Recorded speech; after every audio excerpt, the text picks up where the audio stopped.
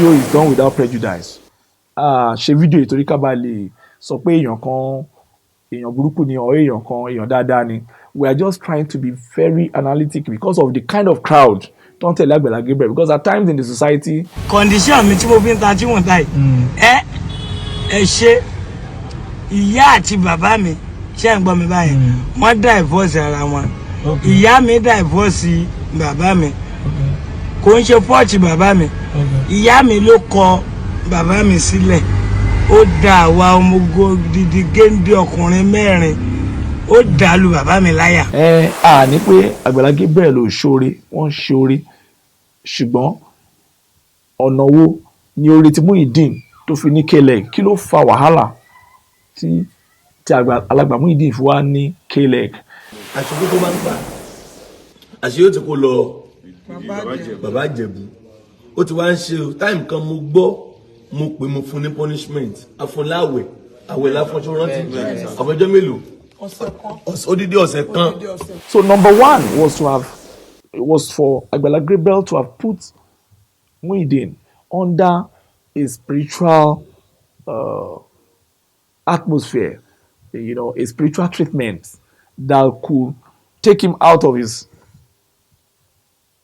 old self. Kókó tó ṣẹlẹ̀ tí mo fi kúrò bí ni wípé ìyàwó mi máa ń wá mú ẹ̀sùn mi wá bá bàbá Agbala Gabriel pé mò ń háṣì mọ́ nínú ilé, pé mò ń háṣì mọ́ ní ṣọ́ọ̀bù. Bí bàbá Agbala Gabriel ṣe gba kọ́kọ́rọ́ ṣọ́ọ̀bù àti kọ́kọ́rọ́ ilé bí ẹ ṣe gbà lọ nínú kò lè yàn mí ibi tọ́rọ̀ yẹn ti kọ́kọ́ tí bàbá yẹn ti kọ́kọ́ bẹ̀rẹ̀ nìyẹn. He lives like a visitor in his own environment. He lives like a stranger. His wife is a stranger to him. The house you say you built for him is a strange environment.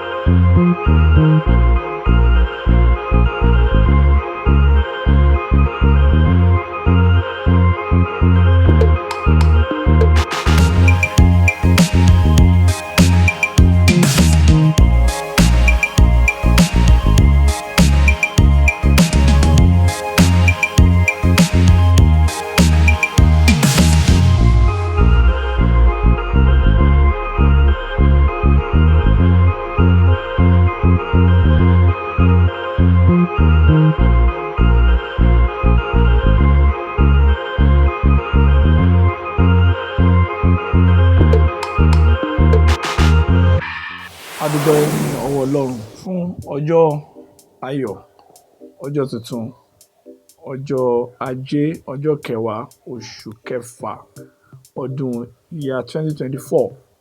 Today is the 10th of June. It's a Monday of year 2024, and we are just some minutes after 2 o'clock in the afternoon. It's going to be a very brief broadcast, and I'm going to shuttle it between.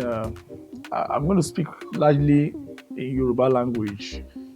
Má sọ̀rọ̀ ní èdè tiwantiwa nítorí pé nǹkan kan tí mo lérò bóyá kí àjọsọ àsọyé mo ti wò tẹ́lẹ̀ pé ṣé kí n sọ̀rọ̀ sí àbí kí n mẹ́nu kúrò àbí kí n máa wò, ṣùgbọ́n nítorí oríṣiríṣi nǹkan tó ń ṣẹlẹ̀ ní ìdílé onígbàgbọ́ lẹ́nujọ́ mẹ́ta yìí, ó yẹ ká pe àkíyèsí ara wa sí àwọn ìwà tí à ń hù àti bí a ṣe ń ṣe àwọn nǹkan míì ní ayé òde òní yìí. Tẹ́ bá wo àṣà bí Áfíríkà, ẹ rí pé èyí tó pọ̀ jù nínú àwọn nǹkan tá à ń ṣe ní ìṣínilétí. Ẹ rí pé nínú àwọn interviews, nínú engagement wa pẹ̀lú àwọn ìránṣẹ́ Ọlọ́run, a máa ń try láti ṣí àwọn èèyàn létí nípa nǹkan tí àwọn ìránṣẹ́ Ọlọ́run yẹn ń sọ àti nípa nǹkan tí àwọn tó fẹ́ gbọ́ wọn tó ń gbọ́ pẹ̀lú. Ìdí ni wípé a fẹ́ kí àwọn èèyàn kí wọ́n sọnù, a fẹ́ kí nǹkan burúkú kó ṣẹlẹ̀ sáwọn èèyàn. Orientation ló matter ní Nàìjíríà, ibi tí nǹkan dàrú délé ní orientation ló sọnù. Àwọn èèyàn ò ní orientation, wọn mọ̀ bó ṣe ń ṣe nǹkan. Ọ̀rọ̀ tí mo fẹ́ dá sí ni ọ̀rọ̀ kan tó ń ṣẹlẹ̀ ní ìlú Ìbàdàn pẹ̀lú ìránṣẹ́ Ọlọ́run tó ń pè ní Agbala Gabriel àti ọkùnrin jẹ̀lẹ́ńkẹ́ kan tí wọ́n pè ní Muyideen, alàgbà Muyideen. Alàgbà Amusan tó ń jẹ́ Agbala Gabriel, wọ́n jẹ́ ẹni tó jẹ́ pé gbogbo wa ti mọ̀ fún iṣẹ́ ìhìnrere ìgbédìde àwọn tí ó kù díẹ̀ káàtó fún, pàápàá jùlọ ní agbo òṣèré. Wọ́n jẹ́ ẹni tó jẹ́ pé wọ́n máa ń, bí a ṣe mọ̀ wọ́n máa ń gbé project kalẹ̀ tàbí campaign láti ré owó jọ fún àwọn tí nǹkan tí ó kù díẹ̀ káàtó tàbí tí ó jẹ́ pé nǹkan ò dánmọ́rán fún. Adẹ̀wà wò wé, well, it's a very good development. He's a minister of God and a philanthropist according to his profile. Yes, wọ́n dẹ̀ jẹ́ ẹni tó tún, from nǹkan tèmi ń rí Agbala Gabriel, ó jẹ́ ẹni tí wọ́n ní ọ̀yàyà, wọ́n mọ̀ bó ṣe ń, wọ́n wà bá ṣe lè pè lóge òyìnbó, wà effervescent, ẹni tó ní ọ̀yàyà, tó ní bó ṣe ń ṣe nǹkan. So but ìdí tí mo fi fẹ́ dá sọ̀rọ̀ yẹn ni pé mo make comment ní àwọn ibì kan, mo make comment lórí page kan lórí Facebook. Àwọn èèyàn tó dẹ̀ yà wá, ẹlòmíì èpè ló ń ṣẹ́. Kí ni comment mo dẹ̀ make? Mo make comment pé mo notice pé níjọ́ tí wọ́n fún Muyideen nílé, there is a video on Facebook tí Muyideen ti ń dúpẹ́ láwọn àwọn èèyàn tó ń rẹ́rìn-ín, tó ń dúpẹ́, tí Agbala Gabriel mú wọ yàrá sí yàrá, láti kitchen sí parlour sí gbogbo ẹ̀. Juwọ́ sáwọn èèyàn. Ẹ ṣé mo dúpẹ́ o, nǹkan ò ní sẹ́mi yín o. Àmín. No. Mi Muyideen ọmọ yín tí àwọn ẹbí mi tí wọ́n ti sọ̀rọ̀ òdì sí, tí wọ́n ní sọmánù. Ẹ̀yin ayé, ẹ̀dẹ̀ wo mi sùsùsùsùn, ẹ̀dẹ̀ pẹ́nu ẹ̀gàn mọ́ lára mi, ẹ̀dẹ̀ sọ mí dẹ̀yàn. Ọlọ́run wọlá ẹ pa ẹnu ẹ̀gàn mọ́ nínú ayé mi, ẹ̀dẹ̀ sọ mí dẹ̀yàn. Ọlọ́run wà wọlá bẹ́ẹ̀ ṣe pa ẹnu ẹ̀gàn mọ́ nínú ayé mi, tẹ́ ẹ sọ mí dẹ̀yàn. Ilẹ̀kùn àánú ò ní tì mọ́ yín gbà. Àánú Ọlọ́run ò ní fi yín sílẹ̀ o. Bàbá mi ọ̀kọ́lé, ìyá mi ọ̀kọ́lé, ẹ̀dẹ̀ wo mi sùsùsùsùn, ẹ̀kọ́ ní alárànbarà fún mi. Ó lè kọ́lé fún wọn. Customized building. Ó tó mọ̀ ti dẹ́ wọlé. Ojú etí náà lẹ, ojú òní tí yẹn gbà kọ́. Wá sí kitchen yẹn wọn. Kitchen rèé. Èmi lè kàtà kísìnì. Gbogbo ẹ̀ ló sẹ́ẹ̀tì. Kísìnì ilé ìdáná náà rèé. Bí àgbà mi. Automatic mọ̀ ní. Àtẹ́jú náà forí bẹ́ẹ̀dì láyé mi. Abẹ́rẹ́gbẹ́ ọdún àmọ̀ṣẹ́ o. Ó Ẹgbẹ́ ọ̀gá bàbá. Olúwa ẹsẹ̀ wọn. Olúwa ẹsẹ̀ wọn.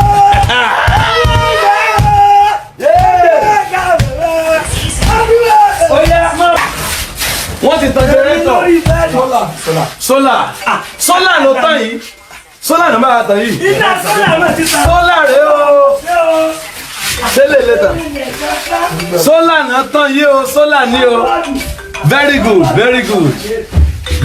Lọ́gbé. Àdìmọ̀ lálà. Muyideen ni o. Kí ló bẹ́ sọ fún wọn? Ẹ wo ṣé má tàn yẹn jẹ. Ṣé ẹ rí oore bẹ́ẹ̀ ṣe fún mi? Èmi náà ní fámìlì. Mo ní fámìlì. Kí ló dé tí gbogbo àwọn fámìlì mi kí wọ́n tiẹ̀ lọ gbàgbọ́ múlé láǹtà nítorí mi? A máa jẹ́ pé mi náà ní fámìlì. Mọ mi tó sú mi. Yé ṣe fámìlì mi. Ẹ sì wà gbé mi pákà pé ìwọ ọmọ yìí. A fẹ́ aṣọ ẹ̀sọ́ ọ̀dọ̀ ma. Ògo ni fún Jésù. Ẹ dẹ̀ sọ́ mi dọ̀ ma. Iná yẹn máa tàn. God.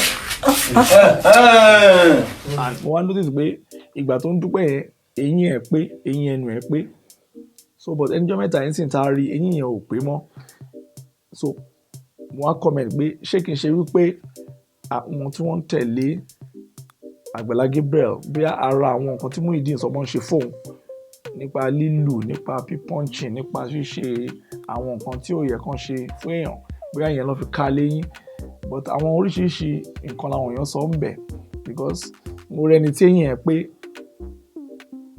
tó rẹ́rìn tó wà enthusiastic then nísìn the other side la rí so nǹkan tí mo fẹ́ sọ ni pé a wá síbí báyìí láti sọ pé èèyàn kan ò dáa tàbí èèyàn kan burú but nǹkan tí a need àti call attention ara wa sí ni wípé ẹ jẹ́ kí a wà measured nínú judgement wa èèyàn lè dá kó máa ṣe oríṣiríṣi ohun rere tó bá ń ṣe ẹ jẹ́ ká fàdúrà ràn lọ́wọ́ but ní ìgbà míì èèyàn lè tún dá kó jẹ́ pé nípa pé rere tó ń ṣe kí nǹkan míì tún bẹ̀rẹ̀ ní ṣẹlẹ̀ ẹ jẹ́ ká tún lajú wa sílẹ̀ kí a tún fi òye gbé ká tún wò ká má sọ yí pé ká má sọ pé kí ló ń ṣe èwo ló tún ń ṣe torí pé èèyàn criticize nǹkan kan kó wá di wípé àwa sọ ọ́ di èpè àwa bẹ̀rẹ̀ sí ní ṣépè ẹnìkan kọ nǹkan kan lè ní alàgbà kan kọ nǹkan lè ní nípa ọ̀rọ̀ yẹn nípa nǹkan tó ń lọ ó dàbí alàgbà Bọ́lá Adéwàrà mo fẹ́ wo nǹkan náà kọ now a máa fa nǹkan yọ mí báyìí ká tó sọ̀rọ̀ mo ka nǹkan lórí Facebook kíní yẹn ó dẹ̀ fẹ́ súnmọ́ nǹkan tí mo fẹ́ sọ alàgbà Bọ́lá Adéwàrà ló kọ nǹkan tí mo sọ yìí ó ní lesson from the saga of Agbala Gabriel and Brother Muyideen by Bọ́lá Adéwàrà ó ní I never knew anything about this duo until recently when it became an issue. I never knew anything about this duo until recently when it became an issue and some friend asked for my opinion. I then called for all the videos. After I also watched people's comments on the issue, I felt I should not only respond to the friends who brought me into this, but to draw some lessons and share my thoughts with a wider cycle of friends and followers. These are my thoughts. Number 1, whatever you are doing and people are hailing you, the way they praise Pastor Gabriel, that's Pastor Amusan, Agbala Gabriel, before the Brother Muyideen saga, know that there are corresponding number of haters who are angry and jealous of your success. That's number 1. Number 2, many of them will never comment when you are succeeding or praise you when others do, but the very day you sleep, you will know they exist. My friends, many people are waiting for your mistakes or for people to call you out for them to manifest. Be careful in all you do. Number 3, this saga is like the post on Facebook. There are about 5,000 followers on your page. It will shock you that many of them read you but will never comment. But the day someone is bold to disagree with you or call you out, these hidden tigers of haters who have never said hello to you ever will rise. How come a man who never said hello to you suddenly rise to criticize you the day you sleep? My friend, be careful. Number 4, the rate at which people came against Pastor Gabriel shocked me. I saw some comments that shocked me about mankind. This same man they praised a few days ago suddenly became an evil man. Ṣọ́ra fún ènìyàn fa. Then number 5, Brother Muyideen should have been careful. You don't buy the fingers that fed you, no matter what. If you are not educated, what about native intelligence? Many of us have experienced benefactors who became overreacting or overacting. We could be bitter, but don't forget they helped us in the past. We don't buy such fingers, never, okay? Number 6, Pastor Gabriel too should not have thought he is the Alpha and Omega of Brother Muyideen. That you assisted someone should not turn you to his God. Treat all men with respect. Play your role and leave the rest. Number 7, if you do anything in public, raise support from the public. Use the public for your essence. You must be accountable to the public. He who pays the piper dictates the tune. Number 8, Pastor Gabriel should let Brother Muyideen go. You have played your role. Press the exit button, please. There is God factor in all we do.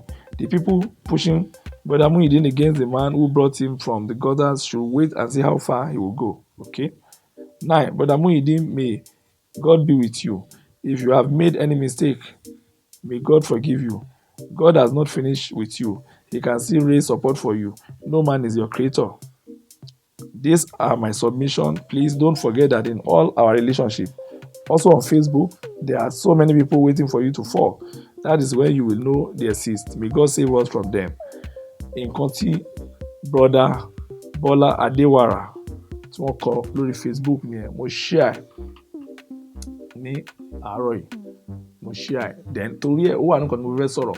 Then ẹ jẹ́ n sáré lọ sí orí page ní tí mo sọ torí ìgbà míì tá a bá wo àwọn èèyàn tó ń sáré wá tó ń ṣépè nítorí èèyàn kan, that is mass toxic syndrome, mass madness, táwọn èèyàn bá ti ń wá tó ń ṣerú nǹkan bẹ́ẹ̀ ẹ wo èèyàn yẹn pé irú àwọn wo ló ń gba tiẹ̀, irú àwọn wo ló ń tẹ̀lé. Ní pé Agbala Gabriel ò ṣoore, wọ́n ń ṣoore, ṣùgbọ́n ọ̀nà wo ni oore tí Muyideen tó fi ní K-leg? Kí ló fa wàhálà tí alàgbà Muyideen fi wá ní K-leg?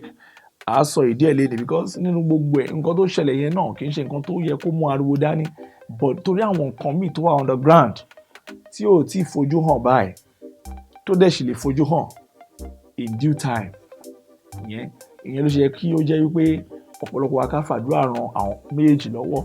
Bí Agbala Gabriel ṣe ní mistake bẹ́ẹ̀ ni Muyideen náà ní mistake, but a fẹ́ analyze ẹ̀. Màá sọ nǹkan tí mo notice lé ní báyìí. We made a comment somewhere and some people became very rude. Ìyẹn ni mo ṣe ní sọ̀rọ̀. Orí page yẹn Baba Aji International, mi ò mọ ẹni tó ń jẹ́ bẹ́ẹ̀, but wọ́n kọ wọ́n ní who remember this video of Muyideen house with Agbala Gabriel. Wọ́n gbé láti Agbala Gabriel global page. Wọ́n gbé láti page yẹn. So mo mix ẹ̀ mo ní his teeth are complete here, but it seems those boys following Agbala Gabriel who kept beating him must have damaged his tooth. I'm taking note of that. Nǹkan tá a sọ nìyẹn o. Ẹ máa gbọ́ nǹkan tí ọ̀pọ̀lọpọ̀ àwọn èèyàn turn down and those people are from Agbala Gabriel page. Ẹ máa wo ìkànpẹ̀ rẹ̀ ní Ọlásùnbọ̀ Bakare, ìkànpẹ̀ rẹ̀ ní Ọlásùnbọ̀ Bakare lórí Facebook. Ẹ máa gbọ́ o. Gbenga Dana Sabi, your thinking tank is empty, sir. Mi ò sọ̀rọ̀. Your thinking tank is empty. Then ìkànpẹ̀ rẹ̀ ní Bukola Oni. Oni Gbenga Dana Sabi, one being so is the beating that removed his teeth. Anyway, he was using dental here. Dental, okay? Eléyìí tẹ̀síwá, a bit okay. Ìkan tún ó fi Islamic ní kọ orúkọ ẹ̀ ó ní ó dárúkọ mi ó ní àwa senseless ó ní senseless ìkan pè rẹ̀ ní ok ọmọọba Dámiláre Olóyèdé mo tẹ̀ mọ́ ẹ ná ìyẹn máa ń anywhere tí wọ́n bá ti ń sọ̀rọ̀ mi tó bá ti wà negative ó máa lọ comment síbẹ̀ but ó wà ìbí diplomatic ń bíbà ó ní he is wearing denture here o he is wearing denture here meaning that ó fi eyín tí a mọ̀ because I mean I'm not aware kò sẹ́ni tó lè mọ̀ yẹn because the teeth look so complete gbogbo yín lẹ mo ṣọ́ọ̀bù ẹ̀ rí fídíò yẹn then eléèpẹ rẹ̀ ní Adémọ́lá Ṣẹ́gun ó ní Gbẹ́ngà Àṣàbí ó ní olórí burúkú ni òun olórí burúkú ni yín sà ẹ máa wo orí èèyàn bẹ́ẹ̀ Adémọ́lá Ṣẹ́gun yìí ẹ wo picture ẹ̀ dáadáa ó ní Ilé Ifẹ̀ lòun ti wá ọmọ Ilé Ifẹ̀ ni o from Ilé Ifẹ̀ but tí eléyìí bá bẹ̀rẹ̀ sí ní ogun tí wàhálà dé sínú ayé ẹ̀ ń sìn tó ń ti orí òkè bọ́ sórí òkè tó ń sá káàkiri ń sìn kò sẹ́ni tí ó máa mọ̀ pé àfọwọ́fà ara ẹ̀ ni ó pè é ní Adémọ́lá Ṣẹ́gun picture ẹ̀ nìyí ẹ̀fẹ́ picture ẹ̀ ní ẹ̀hún Adémọ́lá Ṣẹ́gun ń lòun ọmọ Ilé Ifẹ̀ Adémọ́lá Ṣẹ́gun ó lóun gbé ní live in Sango Ọ̀tà Ogun State but from Ilé Ifẹ̀ so Adémọ́lá Ṣẹ́gun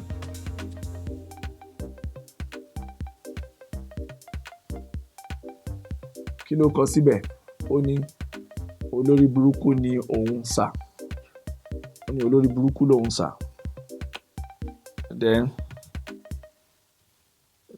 wọ́n sì pọ̀ ìkan oore ọ̀fẹ́ Jésù Dàmọ́lá the wonder ó ní you have no ó ní Gbẹ́ngà Àṣàbí you have no akónúche mi ò mọ̀ tí yẹn mean oore ọ̀fẹ́ Jésù ṣe àwọn bí àwọn orúkọ yẹn ẹ máa wò pé ìgbà tí mo ti rúrú nǹkan báyìí last ni ìgbà tí Dr. Kulamington tán bá ẹnìkan wí nísẹ̀lẹ̀ Genesis láyé ìgbà yẹn tán bá wí fún nǹkan tó ṣe àwọn èèyàn báyìí bẹ̀rẹ̀ sí ní jáde ìyẹn ni mo ṣe ń fẹ́ ṣe fídíò lórí Agbala Gabriel torí ó show the kind of people that are following him àwọn èèyàn you imagine their thinking lórí nǹkan tí a kọ oore ọ̀fẹ́ Jésù Dàmọ́lá the wonder ó ní you have no akónúche eléyìí pé rẹ̀ ní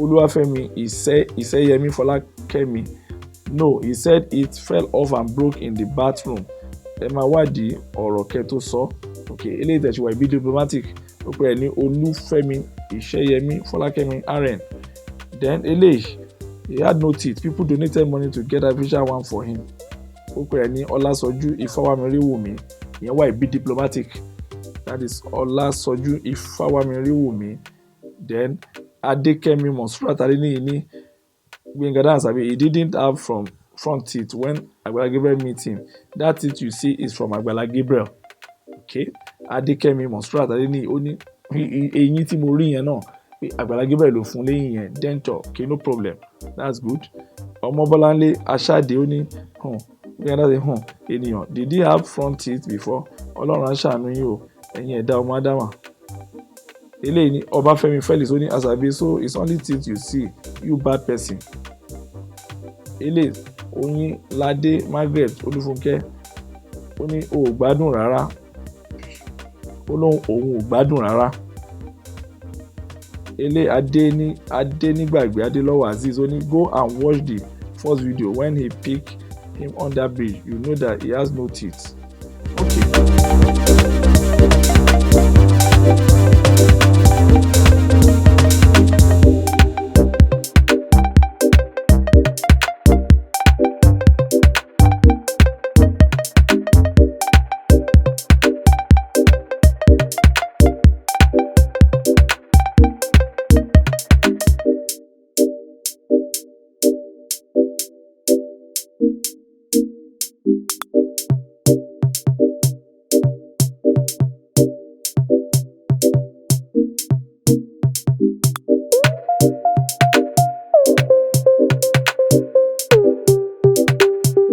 okay now ọ̀rọ̀ tá a fẹ́ sọ ni pé oríṣiríṣi nǹkan làwọn èèyàn sọ now ǹjẹ́ nǹkan tí Agbala Gabriel ǹjẹ́ nǹkan tó ń ṣe ǹjẹ́ ó dáa àbí kò dáa yes ó dáa kíyàn máa ṣoore fáwọn èèyàn nǹkan tó dáa ni kíyàn máa gbá wọn dìde láti inú ẹrọ̀fọ̀ nǹkan tó dáa ni pàápàá jùlọ ní agbo òṣèré gbogbo nǹkan tí Agbala Gabriel ṣe gbogbo ẹ̀ ló dáa ṣùgbọ́n lórí ọ̀rọ̀ brother Muyideen mo bá yàn kan sọ̀rọ̀ l'Abuja láàárọ̀ yẹn ẹ̀gbọ́n mi kan à ń sọ̀rọ̀ lórí ọ̀rọ̀ yẹn he's also from Ilé-Ifẹ̀ but the way tí wọ́n ṣe rò òye yẹn òye wọn deeply tí a bá wo àwọn first video tí a bá ní how did he got Muyideen? Who is Muyideen in the first instance?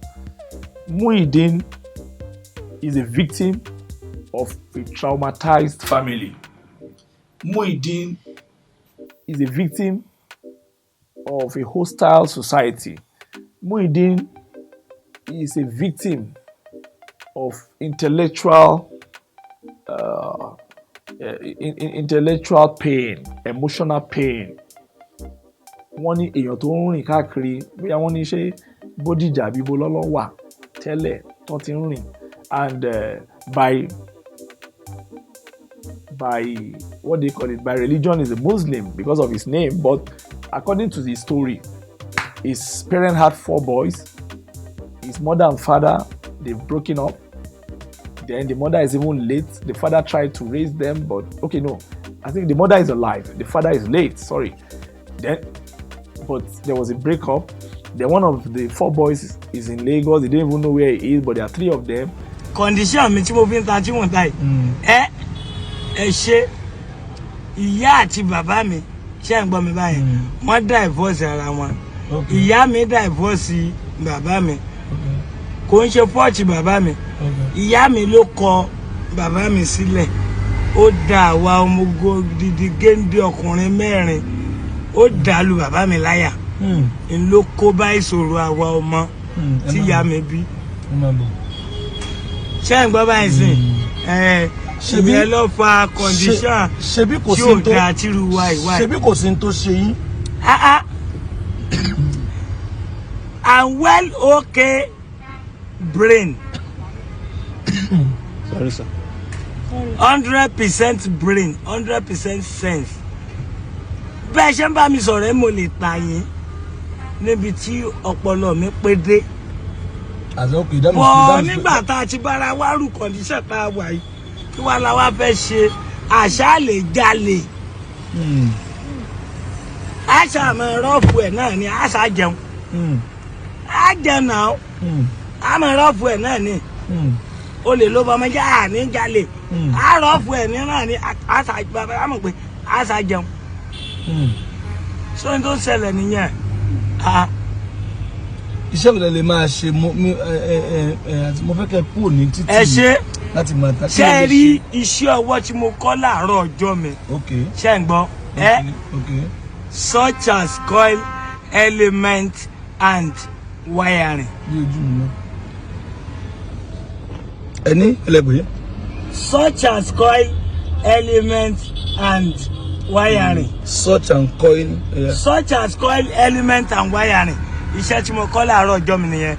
Àwa là ń ká kọ́ìlì generator. À ń ká kọ́ìlì àwọn ẹ̀rọ ọlọ́ta, ẹ̀rọ ọlọ́gì. Gbogbo anything coil tí ó ti pé anything pé kíní yìí o ó máa wine. Mo bèrè lẹ́ẹ̀kan pé ìyàwó. Láti fi mo bèrè lẹ́ẹ̀kan pé mo ìyàwó yín wà. Pressing iron. Mo bèrè lẹ́ẹ̀kan pé mo ìyàwó yín wà. Èmi ò tí ì máa rírì inú ayé. Ẹ tí máa rírì.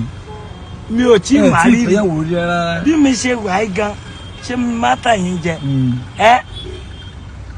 Lọ́wọ́ tí mo wà yìí obìnrin ò lè làdí sílẹ̀ kí n korí bọ̀ débi pé màá kí nǹkan ọmọkùnrin mi bọ̀. Kí ló dé? I am now 80. But later. Later. Ọmọ ọdún mélòó ni? Ọmọ ọdún mélòó ni? Mi ò lè mọ ọjọ́ orí mi mọ́. Ẹ lè mọ̀ mọ́. Téèyàn bá ti ń rántí ọjọ́ orí èèyàn èèyàn ń sún ọjọ́ ìṣerere èèyàn sẹ́yìn ni. téèyàn bá ti rántí ibo ọjọ́ rí lẹ ń gbé báyìí, ibo lẹ ń gbé. Agúgù lèmi ń gbé. ẹ jẹ́ wọn tẹ́lẹ̀ ń ta yẹn, ẹ jẹ́ wọn tẹ́ ẹ bá dé police station Agúgù ẹ sọ pé ẹ béèrè ọmọ Ẹ̀yọ̀ tó ń ta ká ṣàjà nínú go-slow. náà ẹni sùúrù gbogbo ń tẹ́ kó dání pálí lásán ni o. pálí lásán ni. pálí lásán ni. pálí lásán ni. ẹ wò tán bá àwọn tó jẹ́ tuntun rèé. tán bá béèrè ọjà ǹtẹ́ ìbá ní ẹ̀rọ àwa ṣẹ̀ṣẹ̀ yọ jáde nínú àwa ṣẹ̀ṣẹ̀ yọ tuntun. bẹ̀tì gbogbo ọjà tẹ́ kó nu bá gan ẹni mélòó ni gbogbo ọjà tuntun gẹ́gẹ́gẹ́gẹ́gẹ́. ojú ọjà tó tó ojú 15 lọ nínú báàgì. kí lorúkọ yín. kí lorúkọ yín. tí wọ́n má mi sí ní Ìwó road. ní Ìwó road. orúkọ tẹ́ ń jẹ́ gẹ́gẹ́gẹ́gẹ́. ṣé orúkọ àbísọ mi gangan. orúkọ àbísọ mi gangan Muyideen. Muyideen. ṣe máa rí mi ní church. ní church. ní church ọ̀dọ̀ mi. church ọ̀dọ̀ yín. ìyẹn máa le díẹ̀ o. kí ló dé. èmi church. mo mọ gògóró mo dẹ̀ ń mu sìgá. ìyẹn ò mí. ìyẹn ò mí. ìyẹn Ọlọ́run nífẹ̀ẹ́ yín. so gògóró àti sìgá ò ní máa ràn sí yín church. Ọlọ́run nífẹ̀ẹ́ yín jù yẹn lọ. Ọlọ́run fẹ́ yín jù yẹn lọ. Ọlọ́run fẹ́ ẹbí mo ní ẹ wá. mi ò kí. èmi mo ní kẹ wá sí church, èmi mo ní kẹ wá, èmi Amusan. mi ò kí mu gbó. kí ṣe kí ni. mi ò kí mu igbó. mi ò kí mu gbogbo àwọn oògùn olóró yòókù o. ṣùgbọ́n ògógóró àti sìgá mò ń mu. báwo ni ògógóró àti sìgá ò ṣe ní máa rùn sí yín ní church. kò ní rùn. tí mo bá wo àárín yín. ẹ̀yin ẹ wá church gbàgbọ́ sọ́dọ̀ wọn ẹ̀yin ẹ wá church. kí wá church. àwọn nǹkan tí màá bá yín sọ náà nìyẹn. pé kẹ́ ẹ fi ayé yín sí Ọlọ́run. ṣùgbọ́n ẹ wo fún wọn nọ́mbà ẹ wá sọ sí church ọ̀dọ̀ mi ní Sunday. ẹ sùọ́. mo fẹ́ rí yín. mi ì ṣeré. ọjà tẹ. ibo ni church ọ̀dọ̀ yín. ẹ máa bọ̀. kò jìnnà olúwo lẹ́gbẹ̀dẹ̀ ẹ já ìgbà nọ́mbà. olúwo ni church ọ̀dọ̀ yín. ok ṣe ní nọ́mbà tá a lè pè yín sí. wọlé ẹlẹ́dà. ṣe ní nọ́mbà tá a lè pè yín sí. ẹran ti kúlù àìlọ́bẹ̀ o. ẹran ti kúlù àìlọ́bẹ̀. kí ló ń jẹ́ bẹ́ẹ̀. èmi ò tí ì gbọ́dọ̀ máa lo fóònù báyìí. ẹ tí gbọ́dọ̀ máa lo fóònù. kí ló dé. ẹ ṣe rí lára àwọn ogun tí wọ́n fi jà mí sẹ́yìn fóònù wà nínú alákọ̀ọ́kọ́ ń bẹ̀. fóònù wà nínú òkè ẹ máa bọ̀. mi ò tí ì fẹ́ lo fóònù. ẹ tí ì fẹ́ lo fóònù kankan. kẹ́ẹ̀bùn mi fóònù gan mi ò tí ì lè lò báyìí. ó ní reason. ó dà ẹ wọ́n ṣàwárí mi ní church. kí n wá rí mi ní church. ní Sunday yìí ayé yín máa yí padà. ṣe gbọ́n tí mò ń sọ ni ẹni wá rí mi ní church ṣe lè kó mò ń ṣeré ni ẹ wojú mi ó ní ká ẹ gbà lẹ́yìn ẹ gba owó yẹn náà. mo gbà ó ẹ rí mo gbà ó ṣé ń gbọ́ ṣùgbọ́n gbígbà tí mo gbà ṣé ń gbọ́ mi gbà nítorí pé kí n wá rí yín church o. èmi fẹ́ kẹ́ wá rí mi ṣe ṣùgbọ́n tẹ̀yìn bá wá sọ pé dandan ẹ wá rí mi because mo ń láti jẹ́ wípé something is behind it. torí ẹ ní ṣé rí mi fẹ́ gba ọ̀nà yìí ọ̀dọ̀ mi fẹ́ lọ gbà ẹ̀mí ẹ̀ ṣàní gba ọ̀nà yìí bóyá torí ká lè rí yín ni Ọlọ́run ṣetán tí ó yí ayé yín padà jẹ́ ẹ wá rí mi ní Sunday ó yá kí ẹ fún wa ní pálí kan ká kọ nọ́mbà tẹ́ máa pè sí nígbà tẹ́ ti lẹ́ẹ̀ni fóònù yẹn mú pálí kan ká kọ nọ́mbà ẹ wò ẹ jẹ́ ń júwe fún yín ẹ wo bí ẹ jẹ́ ń júwe fún yín ṣé ń júwe fún yín kò le tó báyìí ẹ jẹ́ ń júwe fún yín náà láti ẹ máa gbọ́dọ̀ bá dé wòrò ṣe pé ìwòrò dàbí bọ̀dẹ́ ẹ wo bíbà yìí ṣe bí báyìí wà bẹ́ẹ̀ báyìí wà bíbà yìí ṣé ẹ gbọ́n bọ̀dá láti Ìwó road ẹ máa mọ́tò Ẹgbẹ́dá Olúwo ń bọ̀ mọ́tò ṣẹlẹ̀ ìyẹn gbogbo yẹn nǹkan ní izu. Oya kí ni izu. phone number. tẹ́ ẹ mọ̀ pé àbí. ní kẹ́ fún èmi. Oya máa fún yín sí.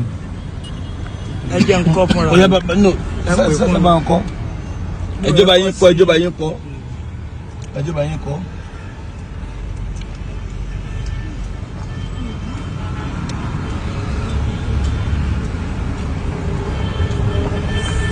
ẹ pẹ̀lẹ́ bọ̀dà ọ̀yà wọn ti fún yín nọ́mbà yẹn ọ̀yà ẹ pè nọ́mbà yẹn bọ̀dà ẹ ti wájú ń júwe fún yín níjọ́ Sunday táìmù wo ni kí n pè níjọ́ Sunday. ẹ ti ti pè láàárọ̀ kùtùkùtù bíi 7 pẹ̀ tí ń bọ̀. bíi 7 táìmù wo lẹ bẹ̀rẹ̀ sìn. a ti máa bẹ̀rẹ̀ sìn láti aago 7 àárọ̀ náà ni. láago 7 àárọ̀ wọ́n máa pì kọ́ yín ṣe gbọ́. ẹ wá gbogbo ọ̀nà dé olúwo wọ́n fẹ́ kí nǹkan kan yé yín o. ṣé ìmúra mi ṣé ẹ rí tí mo ṣe múra ṣá. mo rí bẹ́ẹ̀ ṣe múra. mo rí bẹ́ẹ̀ ṣe múra náà. màá ní ìtìjú báyìí lọ torí màá fọ gbogbo ara màá ní top. ó dà bẹ́ẹ̀. bọ̀ ṣé ẹ̀ ní sọ pé táùtù ni mí. ẹ ṣe táùtù ọmọ Jésù ni. ní wọ short nika. ẹ ṣe táùtù long trouser ni màá wọ. bọ̀ tí mo bá wá ṣé ẹ ní máa wò pé bóyá ògógóró àti sìgá tí mo ti mú yẹn. ẹ̀yin náà máa mú ṣọgbọn ṣe bá ti ń bọ̀ Sunday máa mú ògógóró. ok kí n má mú tí n bá ń bọ̀ Sunday. ẹ má mú ìjọ ẹṣẹ gbọ́ yóò dára fún yín bọ̀dà ṣe gbọ́ màá retí yín Sunday. kí n má mú tí mo bá ń bọ̀ Sunday. kẹ́ ẹ wá ọ̀nà yín dé Olúwo Ẹgbẹ́dá ẹ máa gbọ́ mi ẹ bá dólúwo kẹfù náà kẹsọ pé Agbala Gabriel. kí lorúkọ church yẹn. Agbala Gabriel. Agbala Gabriel. Agbala Gabriel. Olúwo Ẹgbẹ́dá. Agbala Gabriel. Olúwo. ẹbú mi bá rè. ẹ mú ìwà kẹsẹ kan ẹ mú pálí ẹ wá bòdá ṣe lè kọ́ ni.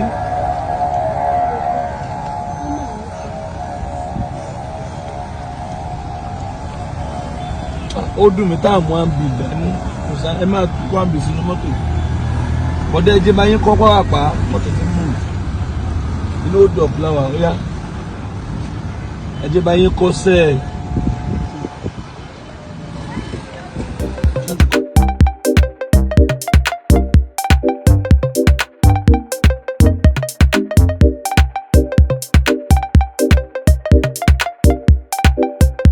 alàgbàṣẹ́ wà mo ń béèrè question mo níṣẹ́ wà. àdúpẹ́ fọlọ́. coming from my way today again I went out so bá a ṣe ń bọ̀ náà ní ti adé mo wá tún gba the same ojú ọ̀nà mi tí ẹ mọ̀ pé màá rí wọn èmi ṣe bóyá wọn kàn ń tà ń bẹ̀ lánàá because àná la rí arákùnrin iṣẹ́ ìgbàgbé this was the man we saw yesterday tá a gbé ní láàyè nírọ̀lẹ́ àná tí wọ́n ń ta charger so mo ye post video wọn lánàá a ó ti go viral gan àwọn èèyàn ní adáde ṣan máa wá church torí ń tà sọ ni pé kàn wá church àbí tí mo bá yín sọ lánàá. bẹ́ẹ̀ni ẹni kí n wá church lọ́la Sunday. ẹni kí n wá church lọ́la Sunday. bẹ́ẹ̀ ṣe sọ̀rọ̀ lánàá kọ́lẹ́ ń sọ̀rọ̀ báyìí o. ẹni kí n wá ní ọ̀la Sunday. ẹni kí n wá lọ́la Sunday. kí n wá sí church ní. wọ́n á sọ ọ̀ṣun rẹ̀. bọ̀dá ṣẹ́ níbi tẹ́ ń sùn níbo lẹ̀ ń sùn ẹ má parọ́ o. ẹ ṣe. ẹgbọ́n sókè dé níbo lẹ̀ ń sùn. mo níbi tí mò ń sùn. níbo lẹ̀ ń sùn. àmọ́ ibi tí mò ń sùn o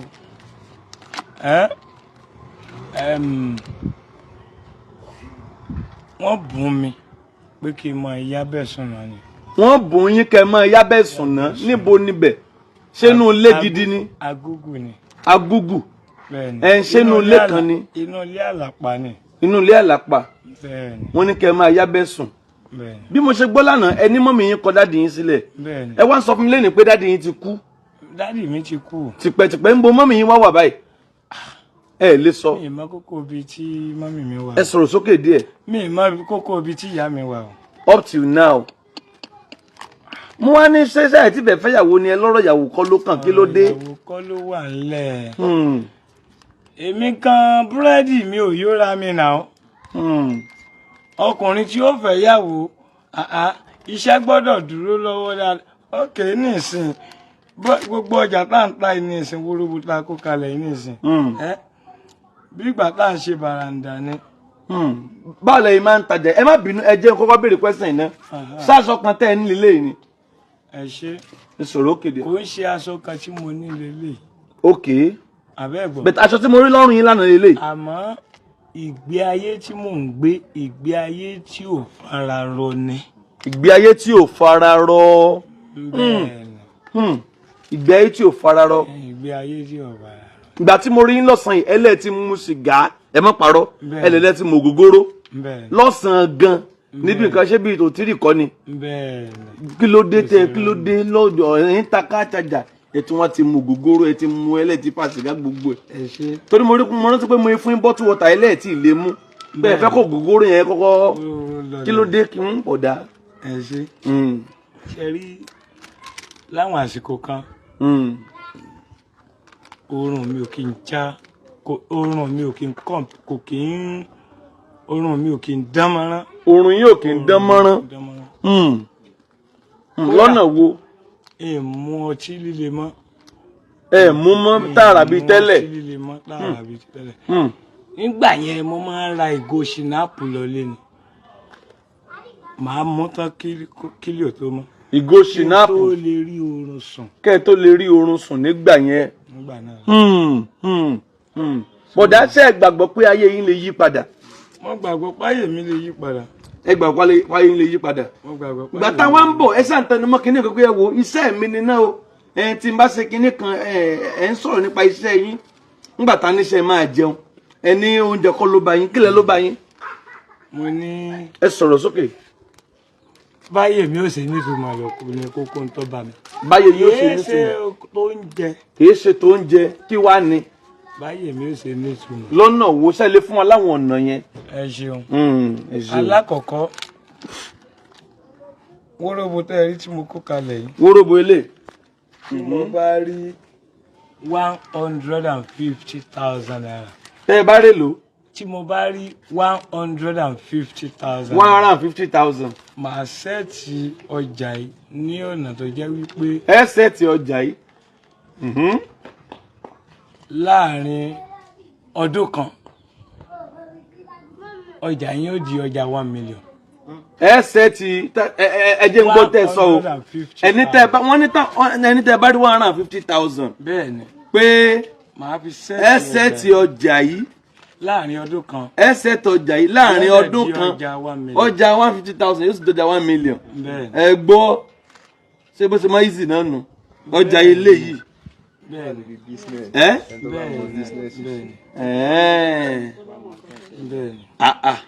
irọ́ ni o bọ̀dá ayé yìí máa gba ìyípadà. I love him so much.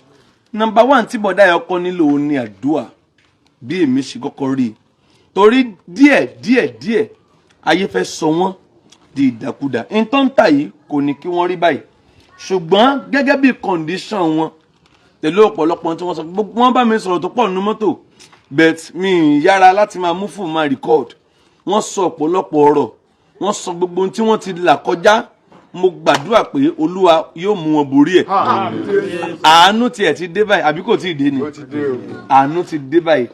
Number 1 náà tẹ́ bá máa rí bọ̀dá yìí láàárọ̀ ọ̀la ẹ máa ṣì wọ́n mọ̀ torí látòrí irun orí dórí aṣọ dórí bàtà ẹsẹ̀ dórí ohun gbogbo ẹ ó rí bàbá transformation agbára láti ọ̀dọ̀ Ọlọ́run wá bọ̀dá yìí kò sí nǹkan kan tó ṣe wọ́n bọ̀dá jẹ́ ń bí ilẹ̀ kan sí ṣé nǹkan kan ń ṣe yín.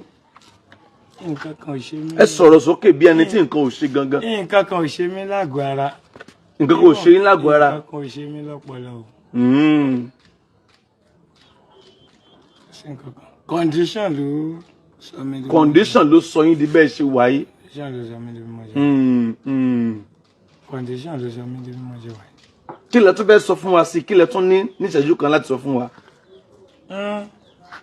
n tí mo ní láti sọ náà ni pé ìrànlọ́wọ́ tẹ́ bá lè ṣe fún mi tí n bá lè rí owó láti fi sẹ́ẹ̀tì ọjà yìí. ìrànlọ́wọ́ tá bá lè ṣe fún yín láti lè rí owó fún mi láti fi sẹ́ẹ̀tì ọjà yìí.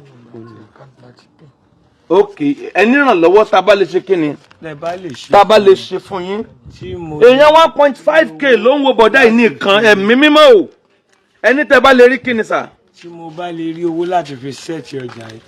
tẹ́ bá lè rí owó láti fi sẹ́ẹ̀tì ọjà yìí bọ̀dá èló lẹ sọ pé ẹ níìdì láti fi sẹ́ẹ̀tì ọjà yín yìí. mo ti ẹ̀ ṣe kọ́kọ́ níìdì 150,000 náà tí n bá sẹ́ẹ̀tì ọjà yẹn pẹ̀lú 150,000 láàrin ọdún kan ọjà yẹn máa di ọjà 1 million.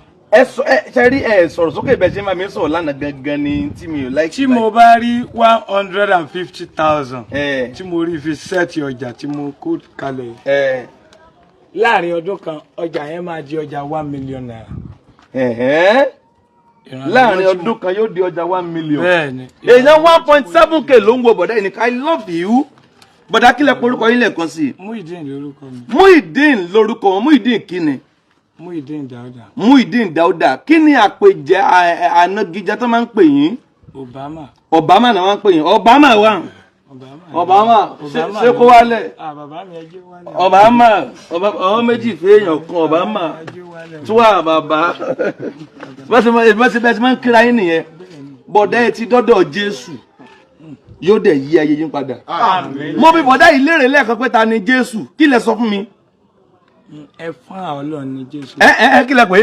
ẹ̀fọn Ọlọ́run ni Jésù. ẹ tún jẹ́ bí wọ́n léèrè bọ̀dá mo bí wọ́n léèrè ni o mo ní bọ̀dá ṣe é mọ Jésù mo ní ta ni Jésù kí lẹ pé Jésù. ẹ̀fọn Ọlọ́run ni Jésù. mo wá bí léèrè pé kí ló ń jẹ́ ẹ̀fọn Ọlọ́run. ẹn téèyàn yọ eegun téèyàn yọ ní ẹ̀gbẹ́ èèyàn. ó yá lọ́nú ayé. lọ́nú ayé lọ ṣe kí ni. lọ́nú ayé ẹ sọ kíní kan nípa ìgbàlà ńgbà tá à ń bọ̀. lọ jíṣẹ́ mi. ẹ tún wá sọ kíní kan pé ìgbàlà yẹn ní kíní kan Jésù ìgbàlà. ẹ ti sọ ó yá kílẹ̀ sọ́ngbà yẹn. Ọlọ́run rán Jésù wá pé kó wá gba àwa aráyé là ní. nígbà tí ẹ̀ṣẹ̀ pọ̀ jù ni. hello ma ẹ káàsán ma. yes ma sorry live lẹ́wà ma. èmi ni mò ń sọ̀rọ̀ ma yes ma. ẹ ra ma mọ́mí alájà yes ma. àmín lórúkọ Jésù ẹ máa kọ́ tẹ̀. àmín mọ́mí yes ma. yes ma yes ma. ma gbọ́n tí wọ́n sọ. God bless you lovers all over the world. bọ̀dá sọ pé ẹ máa gbọ́n tó sọ bọ̀dá sọ pé wọ́n ní Jésù wọ́n ti sọ̀rọ̀ kan sínsìn wọ́n ní ẹ tún sọ. ẹ̀fọn Ọlọ́run ni Jésù. ó ní Jésù Ọlọ́run rán Jésù wá sínú ayé láti wá gba aráyé là ní. nígbà tí ẹ̀ṣẹ̀ pọ̀ jù. Ọlọ́run rán Jésù wá sáyé. láti wá gba aráyé là. láti wá gba aráyé là nígbà tí ẹ̀ṣẹ̀ pọ̀ jù. ẹ jẹ́ n bi lè ṣé Jésù sì ń bẹ dì sí yìí. Jésù sì wà. kílẹ̀ pé. Jésù sì wà. Jésù sì wà. ẹ wo Jésù ọ̀hún ló rán mi sí yín. òun ló rán mi sí yín. Jésù tẹ ló wà yẹn tẹ sọ pé ẹ fún Ọlọ́run ni òun ló rán mi sí yín láti gbé ayé yín là báyìí. ṣe gbọ́ bọ̀dá ṣe rí àdúrà yín máa gbà gbogbo ẹ̀ṣẹ̀ ń tẹ̀lé ní bẹ́ẹ̀ a ti dójú gbàgede bọ̀dá láwọn nílò ìrànlọ́wọ́ ẹ wo spiritual aspect ògo ni fọ́lọ́run Ọlọ́run ti yanjú ẹ̀ bọ̀dá yìí ẹ wo wọ́n sàn tẹnu mọ́ 150,000 láti gbàtà tó wà ní mọ́tò dádì ti márí 150,000 ẹni táwọn ó ṣe ni pé àwọn ó gba ṣọ́ọ̀bù fún wọn ṣe ẹ fẹ́ ṣọ́ọ̀bù a máa gba ṣọ́ọ̀bù fún ẹni one tá bá gba ṣọ́ọ̀bù fún wọn a máa já àwọn ọjà yìí mo bí wọ́n lè pé iṣẹ́ wo ni wọ́n like iṣẹ́ wo lẹ́lẹ́ like ọjà yìí lẹ́lẹ́ like ẹ like ẹ wáyé tẹ ẹ like ọjà yìí ẹ like ọjà yìí gan kí ló dé. accessories owó wà ń bẹ accessories. owó wà ń bẹ. àti rówó dókòwò ẹ ló lè. ẹ sọ̀rọ̀ sókè ẹ ní kíni. owó wà níbi accessories tá n ta yìí. bọ̀ àti rówó dókòwò ẹ ó le díẹ̀. àti rówó dókòwò ẹ ló le díẹ̀ ìrànlọ́wọ́ ti wá dé báyìí. tẹ́ ẹ bá wá rówó sẹ́ bẹ̀rẹ̀ ọjà yìí. àwọn ò tiẹ̀ mọ̀ nítọ̀ yìí àwa ti jọ wa èmi àti yín bá ti dọ̀rẹ́ màdàmú ṣe morúkọ mi ọ̀rẹ́ bàbá ẹ̀ǹdẹ́ ṣe morúkọ mi ọlọ́run jẹ́ iná pẹ́ fún ọ̀gá wa ṣe morúkọ mi orúkọ mi ni Gabriel ẹ̀yin jẹ́ Muyideen èmi jẹ́ Gabriel tẹ́mi àti ní ìpàdà Muyideen ẹ̀yin ló ní kí lẹ́ pè mí gbogbo ẹni tí mò ń bá sọ̀rọ̀ mo ní tẹ́mi bá ti pè ìpàdà Muyideen kí lẹ́yìn ó pè. dádì wa ó ní dádì wa ṣé mo bí ilé so ìpàdà Muyideen máa bẹ̀rẹ̀ iṣẹ́ mi mọ̀ ń tá máa ṣe bẹ́ẹ̀ àwọn òṣì ṣọ́ọ̀bù ayé wọn máa gba ìyípadà báyìí ó tiẹ̀ ti gbà ni ó tiẹ̀ ti gba ìyípadà ni ó tiẹ̀ ti gbà ni ẹ tiẹ̀ ti gba ìyípadà ni ó tiẹ̀ ti gbà yípadà lọ́wọ́ kan ni ẹ bá àwọn kọ́mẹ̀ntì spiritual aspect but that wọ́n ti wọ́n mọ Jésù fúnra wọn and I am happy inú mi dùn láì sẹ́ni tó wàásù fún wọn fúnra wọn náà sọ pé nígbà tí ẹ̀ṣẹ̀ pọ̀ jù alẹ́ lọ́lọ́run rán wá ó rán Jésù wọn ní Jésù yẹn náà ló rán mi sí yín yóò dẹ̀ ṣetán láti gbà yín là so a máa gba ṣọ́ọ̀bù fún wọn a máa ṣí iṣẹ́ fún wọn tábà wọn já ọjà yìí àbà wọn já ọjà bẹ́ẹ̀ bọ̀dá mi ìfẹ́ kẹ́ máa kó kínní káàkiri àárín títì mọ́ bẹ́ẹ̀ ńgbà tí mo bá yín sọ̀rọ̀ ẹ sọ pé àárín títì gan ló jáwó ṣé bẹ́ẹ̀ ni ẹni street ló jáwó. ṣọ́ọ̀pù jáwó ju àárín títì lọ. ṣọ́ọ̀pù jáwó ju àárín títì lọ. ṣé mo tàn ṣọ́ọ̀bù. mo lè máa tàn ṣọ́ọ̀pù. ó yá bá a ṣe máa ṣe nìyẹn ẹ máa rí àánú gbà. ó yá ẹ wá náwó sáwọn èèyàn ẹ kó kíní ọwọ́ yín lẹ̀ ẹ kó lẹ̀ ẹ wá dárúkọ yín èmi Muyideen rèé o ẹ gbórí sókè àwọn èrò ń wò yín tán pọ̀ bọ̀dá Muyideen kí ló tẹ wá ń jápọ̀ sí mú ṣáfẹ́ máa sunkún ni ẹ mọ́ sunkún o ẹnu mú yín nù ẹ pẹ̀lẹ́ ẹnu mú yín nù handkerchief yìí gan ẹ gbá o ẹbí mi náà wá handkerchief yìí lásán handkerchief agbára ni ó yẹ tọ́jú handkerchief yìí yóò dára fún yín ó yẹ ẹ̀rọ méjèèjì báyìí kí wá ní èmi Muyideen rèé o ẹ̀yin olólùfẹ́ Agbala Gabriel èmi Muyideen rèé o ẹ ràn mí lọ́wọ́ o ẹ̀yin olólùfẹ́ Agbala Gabriel ẹ ràn mí lọ́wọ́ o mi ìfẹ́ máa kiri láàrin títì mọ́ mi ìfẹ́ máa kiri láàrin títì mọ́ èmi náà fẹ́ dọkùnrin èmi náà fẹ́ dọkùnrin mo fẹ́ níyàwó nílé mo fẹ́ níyàwó nílé o àbí kò wù yín kẹ́ ẹ má rí ó wù mí kí n má òwò ṣé bẹ́ẹ̀ ṣe wà ẹ̀ tí bímọ kan rí bẹ́ẹ̀ ṣe wà yìí mi ì tí ì bí mo bí léèrè lánàá pọ́nmọdún mélòó ní ẹ wá sọ pé tẹ̀ máa rántí ọdún èèyàn pé bànújẹ́ ni bẹ́ẹ̀ tí mo fẹ́ kẹ́ ẹ rántí báyìí kò yẹ ṣe bànújẹ́ mọ́ bẹ́ẹ̀ ó ti já sógo ṣé ẹ rántí ọmọdún yín ṣé ẹ rántí bẹ́ẹ̀ ṣe wà yìí. wọ́n bí mi ní 9/11/84 1984 9/11/84 wọ́n bí wọn ní oṣù kọkànlá is 38 years 1984 so wọ́n ti wọ 38 years báyìí bó lè ṣe sáré sí ẹ̀yin òǹkàwé wà ń bí o wọ́n ní báwọn ní ọjọ́ kẹsàn-án oṣù kọkànlá ọdún 1984 he was born on 9th of November 1984 ẹ bá mi wo kọ́mẹ̀ntì yẹn kí làwọn èèyàn ń sọ ó yẹ tún ra wẹ́ẹ̀bẹ̀kẹ́ sọ pé èmi Muyideen rèé o èmi Muyideen rèé o Agbala Gabriel ti mú mi wá o Agbala Gabriel ti mú mi ẹ ràn mí lọ́wọ́ o ẹ ràn mí lọ́wọ́ kí n lè kúrò nínú ìyà yìí kí n lè kúrò nínú kémi náà lè dá dúró bí ọkùnrin kémi náà lè dá dúró bàrà Muyideen ẹ ti rà àánú gbà ẹ mọ̀ ẹ ti rà àánú gbà ó yẹ báàgì ẹgbẹ́ ìpínlẹ̀ kan sí kẹ wá kó kíní ìsókè mo fẹ́ wò bí mo ṣe pàdé yìí gangan and try nínú oòrùn yẹn mú gan oòrùn yẹn mú gan time tí mo dẹ̀ pàdé wọn kò sódò ó wá dúró ní oòrùn yẹn pẹ̀lú ohun tó kó dání èyí náà wò ọmọkùnrin ẹ máa rí àánú gbà ẹ máa bá wo kọ́mẹ́ǹtì yẹn èèyàn mẹ́rin ló ń wò wọ́n lọ́wọ́ 2k 2000 yẹn ló dúró tó ń wò yín tí wọ́n èèyàn 2000 ló dúró tó ń dúró lójú screen tí wọ́n ń wò yín ẹ ti rí àánú gbà people are watching you ajẹ́kọ̀bọ̀dá ẹ ti rí àánú gbà ajẹ́pọ̀ ti rí àánú gbà ajẹ́pọ̀ ti rí àánú gbà ó ti rí àánú gbà tá bá máa ṣe fún wọn ní bọ̀dá ní táwọn bá rí 150,000 ìtẹ́ ẹ máa nílò because àgbálẹ̀ fún yín ṣe ẹ fẹ́ lé ẹ súnmọ́ bí ṣe ẹ fẹ́ lé ẹ fẹ́ kó gbalé fún yín ẹ fẹ́ gba ṣọ́ọ̀bù ṣe ẹ máa já ọjà sínú ẹ̀ ṣé 150,000 máa tó fún gbogbo ẹ̀. 150,000 kílẹ̀ pé 150,000 ẹ sọ̀rọ̀ òkè náà bọ́dá 150,000 lè tó fún yàn. kò lè tó fún yùn. èmi káwọn wò pé kí n tiẹ̀ kọ́kọ́. kẹ́kọ̀ọ́ pé kẹ́kẹ́ tiẹ̀ kọ́ 150,000 kọ́kọ́ fi máa manage. kẹ́kọ̀ọ́ fi máa manage ẹ wà ní manage ẹ máa rí àánú gbà ẹ bá ń wo àwọn kọ́mẹ́ǹtì yẹn.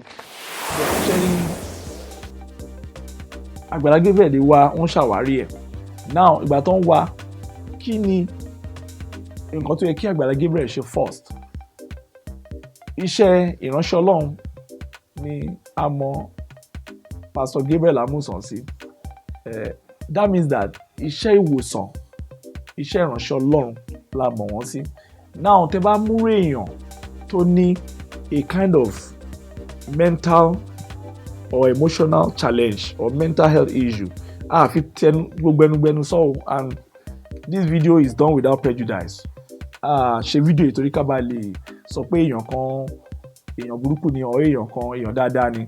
We are just trying to be very analytic because of the kind of crowd don't tell Agbala Gabriel, because at times in the society you look at people, they appear as if they are doing something very good, but underneath there are a lot of filthy things going on. And this is not about I'm going on wale. Tẹ́ bá wo ìgbà tí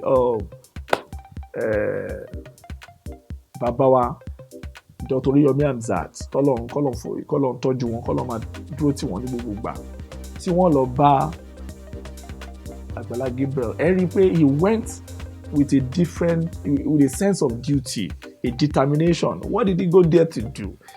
It appears that he stomped on him. And ó lọ bèrè ẹ̀tọ́ yẹn, ó lo diplomacy, ó lo journalistic diplomacy, ó lo ọgbọ́n àgbà. Ó ti gbọ́ a lot. If you know Yomi Amzat, is a man of principle. Is a mass-oriented journalist. You know, he's a massist by nature. So ó ní nǹkan tó ti gbọ́, àwọn nǹkan tó ti gbọ́ lábẹ́lẹ̀. But tẹ́ bá wo nǹkan tó ń sọ, if you look at Yomi, he was just trying to weigh in the good, the bad, and the ugly. And he decided to use advanced intelligence. Pé okay, jẹ́ kó ń tẹ̀ mú Muyideen lọ síbẹ̀. Ní ìgbà tí wọ́n mú Muyideen débẹ̀, ẹ̀rí pé àwọn boys yẹn ó dàbí wọ́n tún fẹ́ máa ṣí Muyideen until Tom bring them to order. Even at the time, Yomi ní ẹja jókòó, Agbala jókòó, Yomi jókòó, bàbá Yomi jókòó, bye. Wọ́n ní kí Muyideen jókòó, Agbala rẹ̀ ní ò tí lè jókòó. You know, that means there is a kind of resentment. Of course, you have done good for that kind of a person. You have elevated him from the gutter. But let's go into the mathematics of the elevation. What is the mathematics of the help, the kind of help you're supposed to help Muyideen? A dúpẹ́ pé Agbala ti ṣe a lot of other things fáwọn èèyàn míì. Orí yẹn ò sá, a sọ pé he's doing bad. But lórí ọ̀rọ̀ Muyideen, tí a bá pick èèyàn ní ọ̀nà, ní ẹ̀bá ọ̀nà, tá a dẹ̀ rí pé ó ń sọ̀rọ̀ ọ̀rẹ́ kò bá ara mu. Maybe he's a victim of psychological challenge, maybe traumatic condition. The first thing you do to him as a pastor is to find a way. Yes, ilé kíkọ́ is the first thing to do for somebody like that. The priorities were wrong. The priority of building a house for him is just like you are just trying to, I don't know, it's just like an elephant, what can I call it, project for somebody that does not have the capacity to manage that kind of responsibility.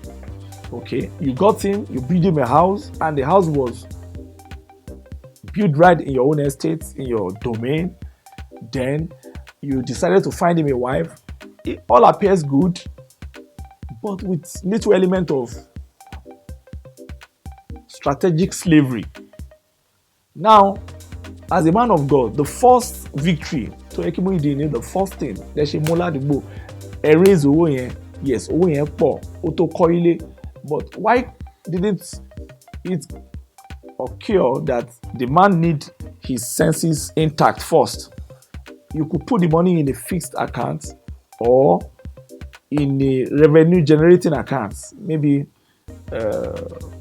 in a kind of what can I call it, in a deposit that can bear percentage, you know.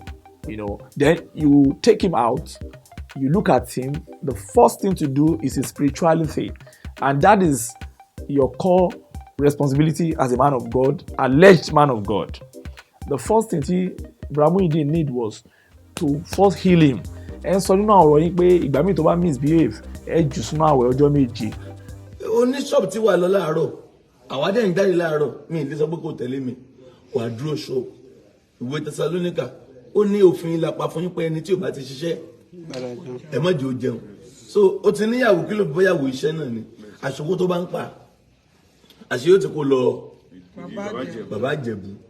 Ó ti wá ń ṣe o, táìmù kan mo gbọ́, mo pè mo fún ní punishment, àfọláwẹ̀, àwẹ̀ láfọ́nṣọ́ rántí, àfọjọ́ mélòó, odidi ọ̀sẹ̀ kan ló fi gba àwẹ̀ yẹn Muyideen ó ní jáde ó gba àwẹ̀ yẹn biribiri ó gbà pé ó ṣe lọ máa ó fẹ́ padà sí tó ń ṣe tẹ́lẹ̀tẹ́lẹ̀ iṣẹ́ abẹ́ bíríìjì ẹni ilẹ̀ tó fẹ́ padà sí ilẹ̀ ìgbà mo fi sínú àwẹ̀ nìkan náà mo fi sínú àwẹ̀ ọ̀sẹ̀ kan bó ṣe jáde olóhùn ní ṣe bẹ́ẹ̀ mọ́ láyé àbí. Yes, it appears good to you, but táwọn olóyè bá wò it looks like a hunger what can I call it, a hunger strike. You put him through a hunger strike.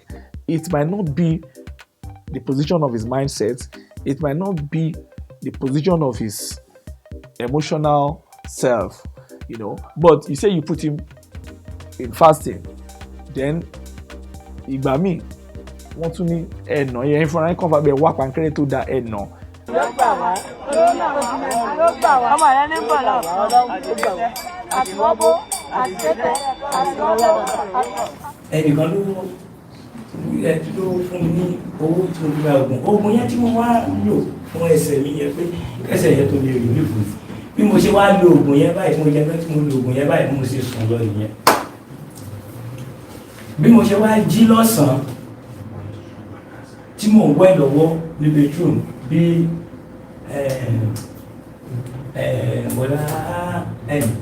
bọ̀dá tẹ̀pẹ̀lẹ̀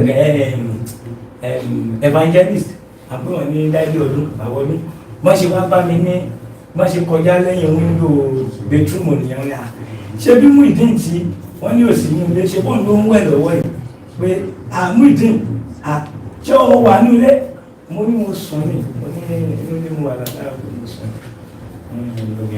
máa bọ dájú pé ọ mo bá dé bọ́ọ̀sì tàbí mo ṣe wẹ̀ àwọn bọ́ọ̀sì tàbí mo wá sọ̀tọ̀ dájú lábá ní bí mo ṣe dé ní kọ́mpáàlì náà bá ní àwọn security wọ́n bá ní kí ló dé tí ìyàwó ẹ̀ wá kálẹ̀ kó tó ti ìyàwó wá kálẹ̀ èmi sùn látàárọ̀ mo ṣe ìdí ní ìsìn mi gan ni mo lọ wẹ̀ tí mo bọ́rọ̀ pé kí mo ẹnìkan kan wà kálẹ̀ kùn máa lẹ̀kùn inú ilé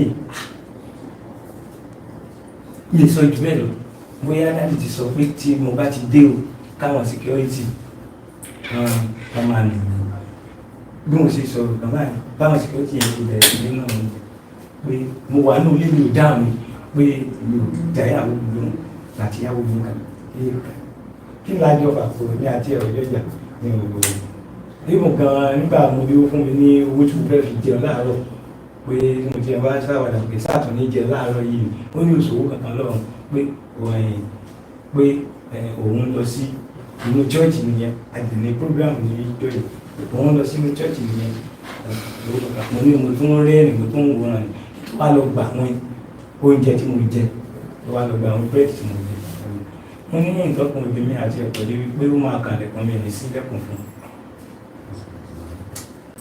un nígbà tí dáàdi náà lè jáde wọ́n béèrè ọ̀rọ̀ mo ṣàlàyé fún un mo lò ó ẹ̀mọ̀ pé ẹsẹ̀ mi ó ní mi ò lè rìn dáadáa oògùn tí mo máa ń lò bí mo ṣe jẹ búrẹ́dì tí mo gbà lọ́wọ́ ẹ̀yà kìntàn mo ṣe búrẹ́dì yẹn tán ni mo lo oògùn yẹn tí mo lo oògùn yẹn tán ni mo sùn pé mo ṣe ń jí sìnsìnsìn pé ẹ̀rọ omi ní orí mi lórí pé mo ṣe bomi sórí tó mo ṣe wẹ̀ sí mi pé ní evangelist wa pè mí ní orí pé ẹni kì í wá ní ọba ní irọ́ ni mò ń pa pé irú oorun wo mo sùn báyìí pé ó sọ pé òun gbálẹ̀kùn lórí òun gbálẹ̀kùn àti ẹ̀gbọ́n kankan lẹ́nu mi mọ́ gbà ẹ fún àwọn tó kókó lọ ẹ débi pé gbogbo ẹ̀yìn mi ló yá gbogbo ẹ̀yìn wọn ò pé láì jalè pé kí ló pé kankan so nígbà tó wá náà mi tán kí n wà nínú kọ́mpáǹdì bẹ́ẹ̀ kankan mi ò tí ì jẹun títí tó fi di ọ̀sán ìjọ yẹn. kì í ṣe láti ṣèrègùn èmi mò ń fún ẹ láṣọ kì í ṣe láti ṣèrègùn èmi mò ń fún ẹ láṣọ ó ra bàtà kì í ṣe láti ṣèrègùn èmi ni mo. I always want him to look good. I always kí ló ṣẹlẹ̀. ara fídíò tó ń báyàn já. fídíò tó ń báyàn já wà mí báyìí. tó ń báyàn já ẹ jẹ́ n wò àwọn fídíò tó ń báyàn já. Òní ó dà kó ti yàwé. Ẹja ń rí fásitì sọ. Ara àwọn kọ́sọ́mà tó ń bá jà ní.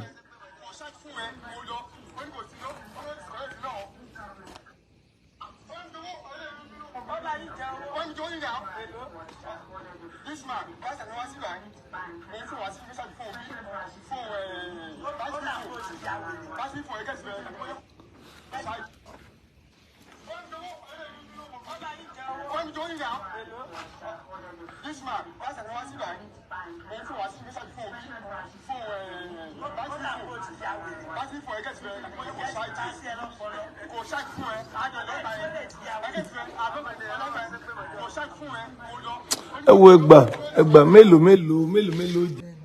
Èmi mọ̀ o, àwọn èèyàn wa wọ́n kàn fẹ́ gbọ́ ni, wọ́n kàn fẹ́ gbọ́ nǹkan látẹnu mi ni o. Ẹlòmíì mọ̀ pé no, there is something fishing out. Now, ń gbọ́ wá dọ̀sán Sunday ẹ̀, ń gbọ́ ń tà kán ṣà gbálẹ̀kùn. Ó wá padà sí lẹ́kùn, ó wá bí. Èmi wá query ẹ̀ nírọ̀lẹ́ Sunday, Muyideen láti Tuesday, èmi àti òfojú kanra. Wọ́n ló fẹsẹ̀ rọ, àṣọ òfẹsẹ̀ rọ. Ìwọ tán lórí tó ń jáde, òun ò jáde, àwọn tó rí tán jáde ní Muyideen, táwọn pàdé ẹ tó ń lọ fata. Tó falẹ́ náà dání. Tó ń lọ tó ń falẹ́ náà dání. Ọjọ́ yẹn, mo ní kó dọ̀bálẹ̀, mo mú pankẹ́rẹ́ tó dáa, mo ti ẹ̀kọ́ nàná.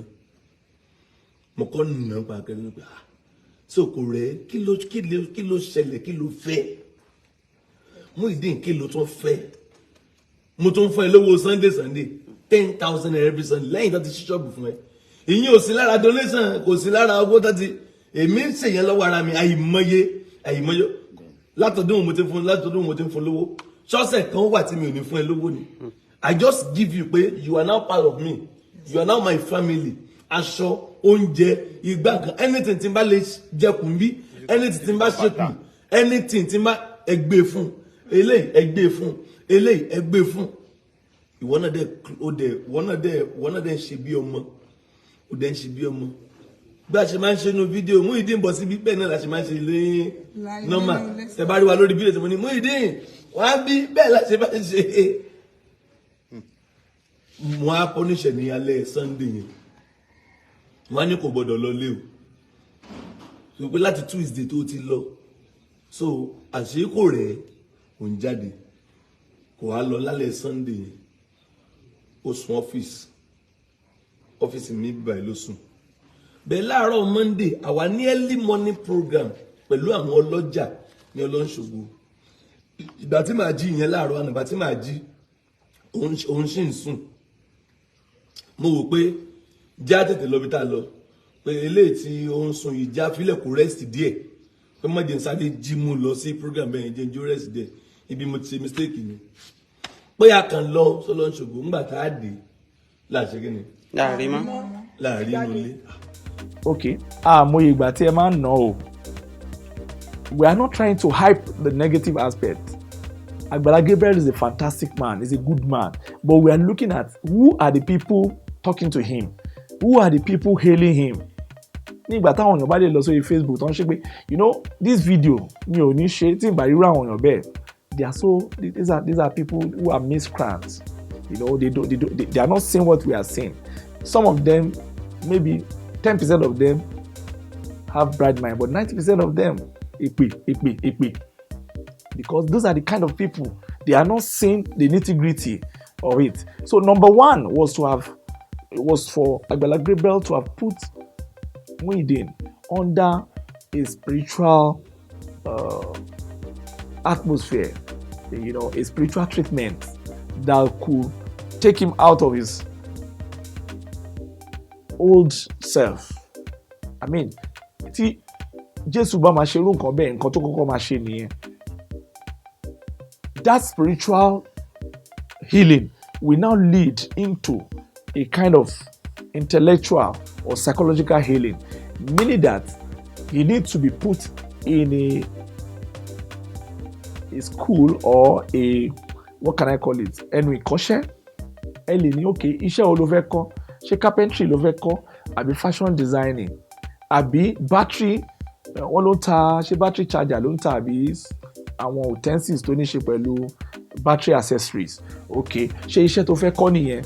Then you could put him in a school, you know, in an apprentice environment whereby you pay and you put people, or you put him under some kind of apprenticeship whereby he can learn a trade. He can learn something for him, something that can engage his brain, something that he can fall in for passionately, something that can engage his passion. Maybe you want to be a battery charger, you want to be a phone seller, you want to be a barber, you want to be a carpenter, you might want to even be a mechanic.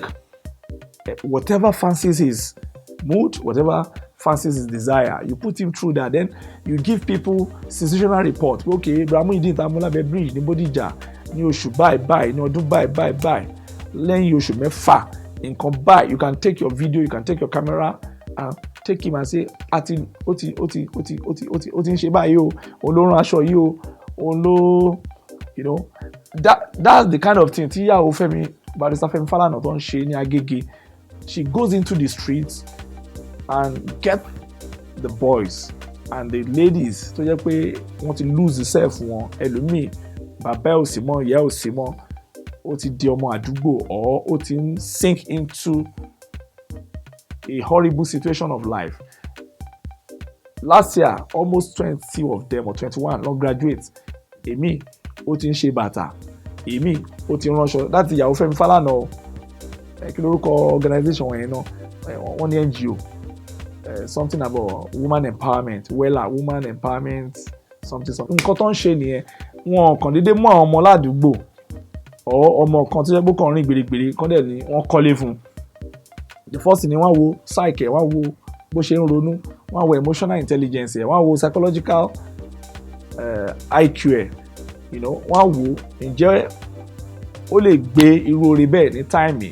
Now, but that was not the case with Agbala Gabriel. He picked Muyideen. He saw that Muyideen is a victim of societal damage, emotional challenges and all that.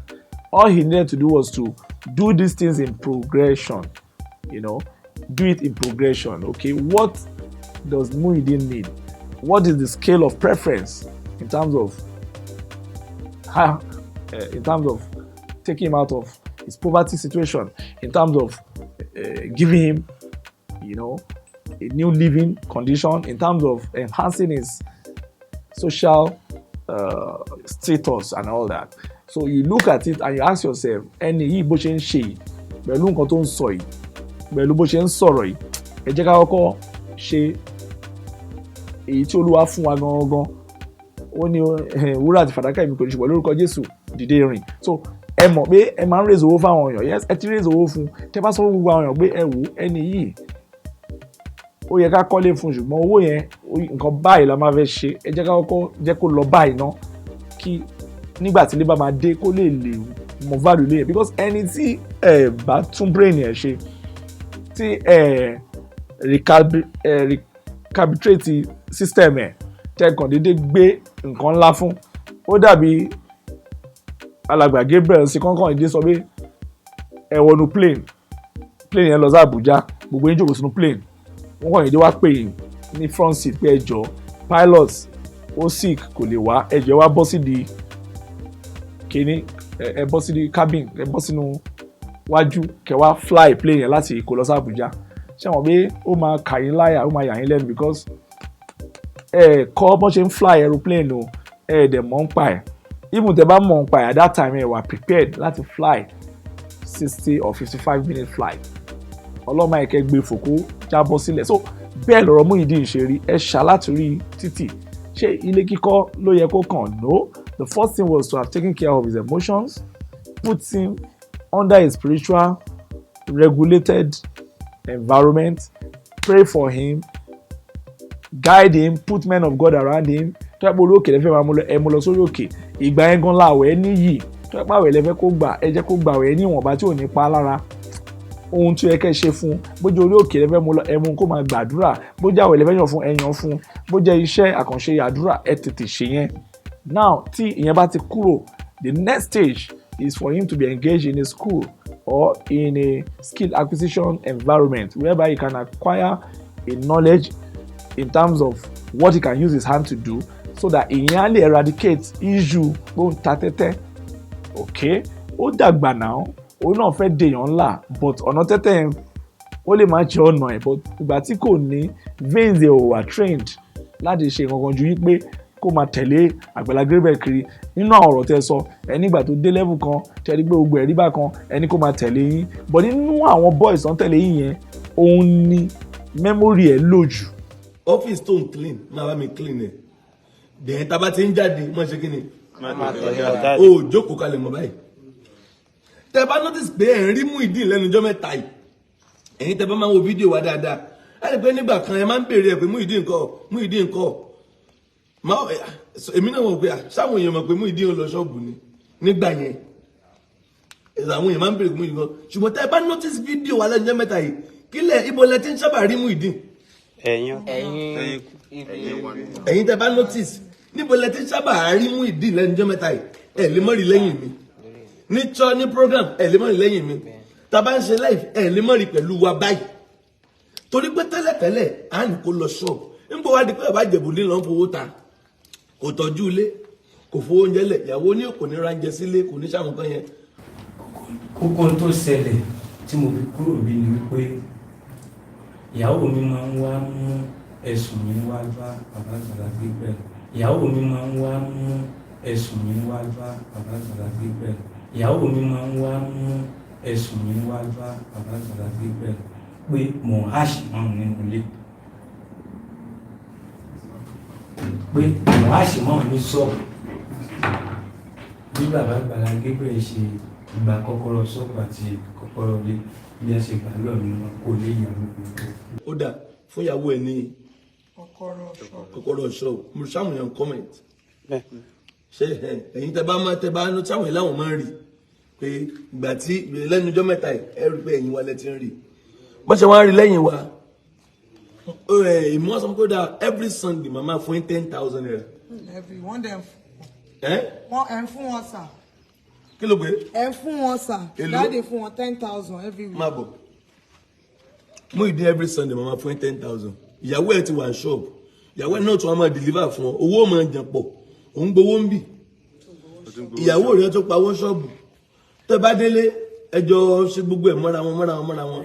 ìyàwó mi tí bá ti béèrè owó lọ rẹ̀ pé bá a mú owó kí n lọ fi ra oògùn ṣẹ̀ṣẹ̀ ìwọ ló wà ní ìjáàjì ṣọ́ọ̀bù báyìí ní sí ọwọ́ rẹ̀ lówó ń dé sí owó kankan ò sì gbé ọwọ́ tèmi náà bá a mú 1,000 kí n lọ fi ra oògùn 1,000 máa ń ta oògùn ìmọ̀jẹ̀ ní stroke sínú ilé ìyàwó mi á ní kò sówó lọ́wọ́ òun ò tajà kankan ṣọ́ọ̀bù òun ò ṣe kinní kan mi ìtò fẹ́ kó tó mú kọ̀ǹpilẹ̀ mi lọ bá dáàdì àbíyẹn pé mo ṣáà ń wòran mo ṣáà ń tọrọ owó tí mo fi ra owó kan.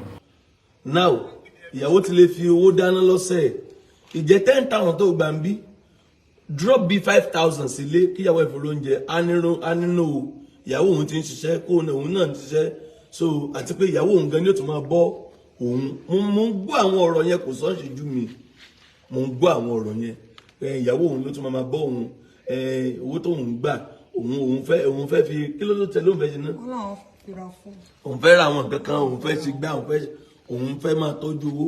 It's like ó kàn ń ṣe ọ̀rọ̀ àìsà he was just following you hailing you is almost like your private thoughts and that is not a beautiful thing to happen in the environment of God kò sẹ́ni tó fẹ́ rúru kan bẹ́ẹ̀ then that is number one then number two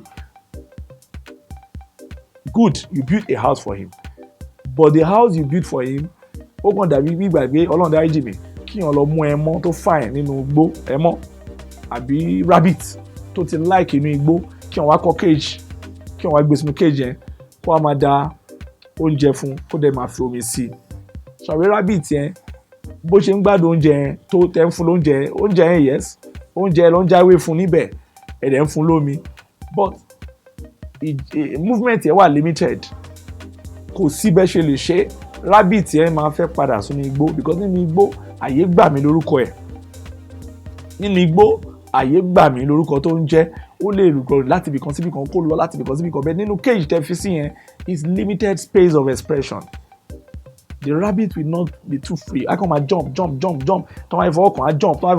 I'm a dodge. Bẹ́ẹ̀ lọ̀rọ̀ Muyideen. Mo fẹ́ kí Agbala Gabriel kí wọ́n fún mi ní freedom. Mo fẹ́ kí Agbala Gabriel kí wọ́n fún mi ní freedom. Mo fẹ́ kí Agbala Gabriel kí wọ́n fún mi ní freedom. Òkè ìbá ṣe wípé oore yẹn tẹ̀ wá dùn torí yẹn nípọn tó nípa tẹ̀ kọ́ ilé yẹn bí a sì ta. Òkè tó bá tẹ̀ wá di pé ó di kọ̀rán gidá bóyá ó ta ilé ẹ̀ ó fi ta tẹ́tẹ́. Ẹ̀yin ti ní video evidence pé ẹ ti fún nílé, ẹ ti fún ní document. Now ilé tẹ wá kọ́ fún yẹn ó ṣe wá jásìkò tó jẹ́ wípé alàgbà Oríyọmí Hamzat wá ní àṣẹ̀ṣẹ̀ wá ń fún níwèé ilẹ̀ láṣẹ wá ń ṣe gbogbo ẹ̀ ní lákọlákọ láṣẹ wá ń ṣe gbogbo fíìsì yẹn. ló gbà wá ọmọ rẹ ní bọ̀lọ̀ àtiwọ́bó àtìtẹ́tẹ́ àtiwọ́bó.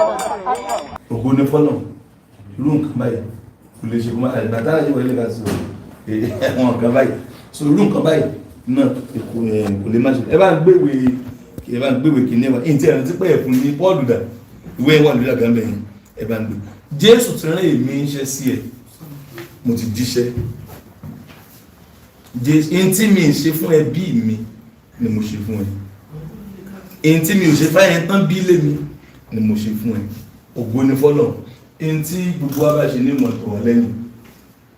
Èyí tí mi bá ṣe, èyí tó ń kálukú wa bá ṣe, a máa tó wà lẹ́yìn. Ó ṣe ibi tẹ́mi sí ẹ̀ dé, ibi tí wọ́n náà sí mi dé. Ògo ni fọ́lọ̀. So Jésù ti rán mi níṣẹ́ sí ẹ, mo rẹ̀ ti jíṣẹ́ níwọ̀n bá tí Ọlọ́run fún mi ní agbára. Anybody ò di ẹ mọ́lẹ̀ o, anybody ò sọ ọ mọ́lẹ̀ o. Alhaji, ṣé ẹ tán bàbá ní ṣe nǹkan, ṣé wọ́n ṣe ìwé látọ̀dún wo, déètì wo ti fún un? Àwọn olóníkà kíkẹ́ gbà. Ó kì í sọ̀rọ̀ lóníkà kíkẹ́ gbà yẹn. Èmi ò tí ẹ̀ mọ̀. Bẹ́ẹ̀ kúkú níkà kíkẹ́ sọ̀rọ̀. Ń gbọ́ sọ̀rọ̀ ní mi tí ẹ̀ rántí. Mo gbọ́ tó ní wọ́n gbà. Ń gbọ́ blessing wọ́n ní wọ́n gbalé lọ́wọ́ yín. Wọ́n gbalé lọ́wọ́ wa. Wọ́n náà gbalé lọ́wọ́ yín o. Òótọ́ wọ́n má dé wọ́n parọ́ mi. Ìgbẹ̀nà ti kúrò ní ìgbẹ̀nà. Wọ́n náà ti gbàyàwó lọ́wọ́ ẹ̀. Wọ́n gbàyàwó. Alàgbà wo gbà. Ọkọ mi lélẹ̀. Ẹ gbà. Ọkọ mi ni wọ́n. Nǹkan tí mo kàn fẹ́ báyìí ni wípé wọ́n ní tá a bá tú ẹran jẹ kó a sọ okùn rẹ̀ lẹ́nu. Mo fẹ́ kí Agbala Gabriel kí wọ́n fún mi ní freedom. Wọ́n ti tú ẹran mi jẹ kó already kí wọ́n sọ okùn rẹ̀ lẹ́nu. Kí wọ́n dẹ̀ ṣe ẹ̀tọ́ tí wọ́n bá fẹ́ ṣe fún mi tí wọ́n bá ní lágbára. Ẹ̀tọ́ tí wọ́n bá ní lágbára láti ṣe fún mi. Ọlọ́run ti Jésù ti rán mi níṣẹ́. Èmi ti mú ọgbọ́n ìlànà bíríìjì. Ọlọ́run ti lò mí lọ́pọ̀lọpọ̀. Èyìn kéèyàn máa yìn mí, èmi náà fi ògo fọ́lọ́run. Ìbóyá nínú ẹ̀dẹ́ tí mo ìgbàgbẹ́ náà bóyá ọ̀lẹ́ lòmíràn ní sọ ògo ni fún Ọlọ́run lókè ọ̀run. So in tí wọ́n bẹ́ẹ̀ ṣe ìtọ́lùbí tọ́lọ́run ràn mí lọ́wọ́ dé. Muyideen èmi náà rí ìléèzì ẹ ní ayé àti ní ọ̀run. Now yàtọ̀ sílé ẹ tún fẹ́yàwó fún un nínú ibẹ̀. Ṣe rí, man by nature man does not like to be to be cubicled. Kò sí ọkùnrin ìbá ṣe wèrè ìbá ṣe asínwín ìbá ṣe ẹni tí orí ẹ̀ ń ṣiṣẹ́ kò sí ẹni tó fẹ́ pé kí wọ́n limit òun sí ojú kan tàbí kán má jẹ́ kóun ní freedom of expression. Yes, ní ìbẹ̀rẹ̀ nígbà tẹ́ fún Muyideen nílé it was fantastic. Inú ẹ̀ dùn pé òun náà ti bẹ̀rẹ̀ ayé tuntun. Muslim ni by orientation, Muslim ni by religion, Muslim ni by his name. Then ẹ fẹ́ fà wá sínú agbo Kristẹni, so ó di dandan kí ẹ ṣe àwọn àtúnṣe kan fún un. But ó di dandan kẹ́ tún béèrè lọ́wọ́ ẹ̀ pé ǹjẹ́ o fẹ́ bíbá ibi? Because lójú àwọn èèyàn míì bí ìgbà tí èèyàn bá ṣe orí ẹ̀dẹ́ ni. A sọ pé orí ẹ̀dẹ́ lè ṣe, but bí ìgbà tó yẹ pé èèyàn ṣe orí ẹ̀dẹ́ oore mo ṣe fún mo dẹ̀ tún so mọ́lẹ̀. And that is why the guy appears to be frustrated because now he does not have a voice. Everybody is abusing him. Oh, he's an ingrate.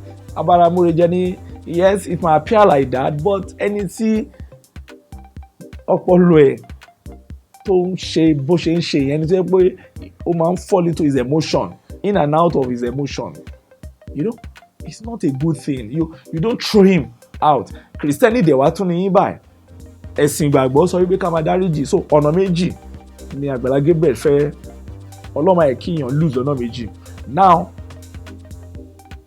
ó ti jáde nínú ọgbà ẹ̀ ń sìn, wọ́n lọ gba ilé ẹ̀ fún, bóyá ẹ kólẹ̀, bóyá wọ́n ní kẹta kẹkó ẹ̀ fún ni, we don't even know what is going on. But now wọ́n tún àwọn kan tún sọ pé ó tún fẹ́ bẹ̀bẹ̀, ó tún fẹ́ wá. So ṣé ẹ fẹ́ sọ pé ẹ ní dáríjì?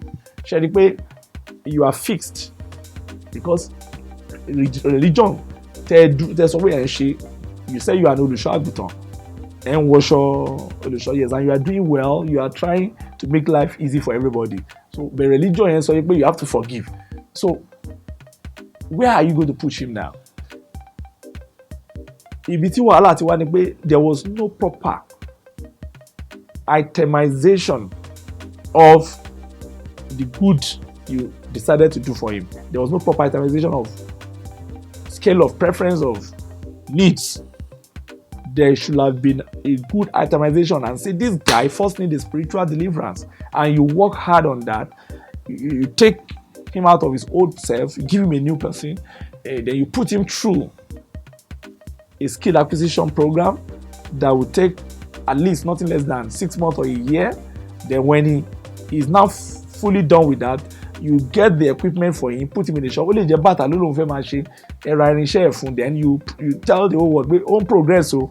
Then that is the last stage. After that, if God permits, tó bá ní òun fẹ́ yàwó ńgbà yẹn, why not? But tí o bá dé fẹ́ yàwó, after that you can say okay, I am fún nílé adálọ́lá pẹ̀lú ilé. But when you just pick somebody from the street and the next big deal you do for him is give him a house, that will not work. Ó kàn dàbí kí wọ́n gbé 10 million kí wọ́n gbé fún ọmọ tó ṣẹ̀ṣẹ̀ jáde ní secondary school pé kó lọ bẹ̀rẹ̀ business. Ọmọ tó ṣẹ̀ṣẹ̀ jáde ní bóyá Sango high school, ó ṣẹ̀ṣẹ̀ jáde ní Ajelogo primary school or Kòsòfẹ́ college or CMS grammar school, ó ṣẹ̀ṣẹ̀ jáde kò mọ̀ bó ṣe ń ṣe business o, kò bá ìyá ìtajà rí, bọ́dẹ̀ kò gbé 10 million rẹ̀ gbélé lọ́wọ́ pé kó lọ bẹ̀rẹ̀ business. Ó máa ṣe owó yẹn báṣubàṣu. In fact tí ò bá ṣe owó yẹn báṣubàṣu, àwọn tó máa gbọ́ owó yẹn lọ́wọ́ ẹ̀ wọ́n á ti wà lára rẹ̀ because ó máa fi ọ̀rọ̀ ẹ̀ lọ àwọn tí wọ́n nílé fún ní good advice. But tó bá ti mọ̀ nípa business tẹ́lẹ̀, bí ó ti ń bá ẹyẹ dó sí shop, ó ti ń bá ẹyẹ lọ gba ọjà, òun fúnra rẹ̀ ti ń lọ, ó ti ń lọ sọ́jà, ó ti mọ̀ nípa ọjà, ó ti mọ̀ nípa ní àṣàyàn ọ̀rọ̀ owó, ọ̀rọ̀ ajé. Then 10 million will mean a lot to him and he will be able to utilize it well. But this Agbala Muyideen knows nothing about even owning a house or even owning a family. Now he was in that compound. You married a wife for him. Then his wife now became almost like his tormentor in chief. Ìyàwó yẹn dàbí ẹni tí wọ́n fi ń torment ẹ̀. Tó bá gbé igbá kò mọ̀ ń gbé, tó bá gbé àwo kò mọ̀ ń gbé, tó bá gbé ẹsẹ̀ wọ́n ní kí ló ṣẹlẹ̀. Ó wá dàbí ẹni pé wọ́n monitor ẹ̀ bí ẹni tó yẹ pé wọ́n treat ẹ̀ bí alágànná. Ìyàwó á wá afẹjọ́sùn alàgbà Gabriel, wọ́n á lọ pè wá, wọ́n á yẹ̀yẹ́ lójú ìyàwó. Nígbà tó bá padà sí ìyẹ̀wò pẹ̀lú obìnrin yẹn, kí lẹ fẹ́ kí obìnrin yẹn, báwo lẹ ṣe fẹ́ kó ṣe rí? Ẹ fẹ́ ọkọ fún, yes. What is the deal? Your husband supposed to be your boss. Your husband supposed to be your leader. Your husband supposed to be your motivator. Your husband supposed to be your model. But when your husband is almost like your slave and there's another person that is calling the shots, calling you, so báwo lè ṣe mẹ́ẹ̀, ṣó ṣe dáadáa, ṣó ṣe normal, you know, that man has been ridiculed almost to the level of what can I call it? You know, almost to the level of a midget. You know, that means there is no respect, there is no integrity, there is no sense of, you know, sense of motivation, sense of leadership for him. So he lives like a visitor in his own environment. He lives like a stranger. His wife is a stranger to him. The house you say you built for him is a strange environment. The compound is a strange environment. Anybody lè nà. Nígbà tí àwọn tó ń tẹ̀lé Agbala Gabriel lè wà máa ṣépè, wọ́n bú àwa ẹ̀ torí pé a sọ yí pé a rí eyín lẹ́nu ẹ̀. Ṣé kìí ṣe pé àwọn boys yẹn lọ ká eyín yẹn? You know, all they need to do is to say, oh, kò léyín tẹ́lẹ̀ o, Agbala Gabriel ló ra eyín fún. yes ẹ lè ṣoore fún yàn but ṣe rí oore yẹn ó ní bí yàn ṣe ń ṣe tí wọ́n máa gba yìí láéláé. Mi ò gbàdúrà pé kí àwọn ọ̀tá kó yọ Agbala Gabriel. I'm not praying for that. In fact wọ́n láwọn èèyàn kan sọ wípé ó ti fẹ́ dìjà Muslim àti Christian. No, that should not be, because Agbala Gabriel is a Christian tó ran Muslim lóore, but nǹkan oṣù Agbala Gabriel ni pé he has a lot of bunch of scallywags around him. You know, when you are a man of the people, you must take note. Make sure people around you think for you. Mo rí gbogbo àwọn damage control tẹ́ ẹ̀ ń ṣe ń sìn award kan tó yẹ kó ti fún yín láti last year. Your credibility in the society, the good work you have done, irrespective of whatever and whatever, is worth appreciation. Hallelujah. And that is why so we came to do our own investigation. You may not know. We came as spies. Yes, we came as spies. We went around. Yes, to have our own investigation. Láti bèrè irú yẹn wo lẹ́nu yìí. Exactly. Ẹ̀mí àwọn wòlíì. Ẹja irú yẹn wo ló ń la ẹ̀sán. Tí ẹ bá dá ẹ̀mí bẹ̀rù èèyàn. Àní fún ilá wọ̀dì yìí o. We will just withdraw pé Ọlọ́run ṣe àkókò tí ì fún. Ṣùgbọ́n ẹ máa ṣe bẹ́ẹ̀ ṣe ń ṣe. Ẹ má wo anything that anybody lè sọ àbí ṣe. Wọ́n ti gbọ́ àwọn náà pa support yín lórí social media. Because we address people pé kàn stop o tí ò dáa. Ṣe rí ẹni tí ò bá fẹ́ kàn sọ̀rọ̀ burúkú ń pa àwọn kò lè tẹ̀síwájú láyé. Ẹni tí ò bá fẹ́ kàn sọ̀rọ̀ burúkú ń pa àwọn kò lè tẹ̀síwájú láyé. Bẹ́ẹ̀ni ẹ má torí ní tó ṣẹlẹ̀ dẹ́kun ṣíṣoore. Ẹ má torí ní tó ṣẹlẹ̀ dẹ́kun ríran àwọn èèyàn lọ́wọ́. Ẹ má torí ní tó ṣẹlẹ̀ dẹ́kun àti máa ṣàánú. Orúkọ Ọlọ́run ó bí yín gbogbo iye èèyàn tá a kọ́ mọ́ yín láti ràn lọ́wọ́ láti fà sókè. Tẹ́ ẹ bá kùnà láti ṣe bẹ́nìkan ṣe bákan Ọlọ́run ó béèrè lọ́wọ́ yín. Àwa jẹ́ pé reward tó yẹ kẹ́ ẹ gbà lópin ìrìn àjò yín ẹ ní sọnù lórúkọ Jésù. Ní orúkọ Olúwa àti ní orúkọ àwọn board of trustees pansi tí àwa nǹkan ń ṣojú wọ́n ní ká gbé fún yín wọ́n lè tọ́ sí torí pé Ọlọ́run sọ pé ẹ tọ́ sí. Awọ́ọ̀dù wa ní pansi kò séèyàn tó lè lóhùn fowó rà. It's a global award which no money can buy. Abẹ́ fún mi lówó. Ara o. Ṣé mo rí yín? Ní ìrí àríra rí. Ṣáàjọ tó sọ̀rọ̀ ní. Èmi àti yìí mọ̀ yín gan. Nígbà kan dénú service mo láwọn owó náà dé wọ́n ní àwọn woman rebunia tí yóò sì wàhálà wọn náà fún aláwọ̀dù. Wọ́n á wojú wọn pé àwọn ilé ìtàn wọ súùtù yìí pé awọ́dù so ó yà mí lẹ́nu. This is a great privilege sir. Ẹ̀sìn wọn gbà kọ́bọ̀ o.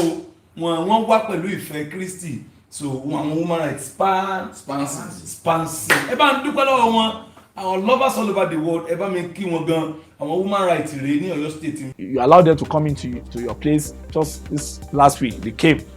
Then you have started going to men of God for endorsement and all that. You know, you don't need that. You don't need to panic. You need to be in charge of yourself. But what is disturbing you is that ẹ̀rí ọkàn it's like pé ọ̀rọ̀ Muyideen ò yẹ kó jẹ́ nǹkan tó bàbàrà tó yẹn. Ẹ ní ìdá ti yọ ẹgbàá láti máa nà. Ẹ ní ìdá ti fẹ́ ìyàwó tó máa jẹ́ mọ́nítọ̀ fún. He is a man. Tẹ́ bá ṣoore yẹn fún tẹ́ jẹ́ kó lọ. You allow him to go like a bird. He will always come back. Àwọn nǹkan tó ṣẹlẹ̀ sí yìí ó ti ṣẹlẹ̀ nínú Bíbélì náà rí. Ó ṣẹlẹ̀ láàrin Abraham àti Lot. At the time Abraham left home. Ìgbà tó Ọlọ́run kó kúrò nílé Ọlọ́run sọ kó mú Lot dání. But nítorí pé ó ní ìfẹ́ sí Lot ní pàdí ẹ̀ tó máa rán kiri lọ bá mi ṣe lè wá lọ bá mi ṣe lè wá lọ bá mi ṣe lè wá. So wá wò pé Ọlọ́run ní kí n kúrò ní family yìí. Ṣé mi wá ní máa rí Lot mọ́?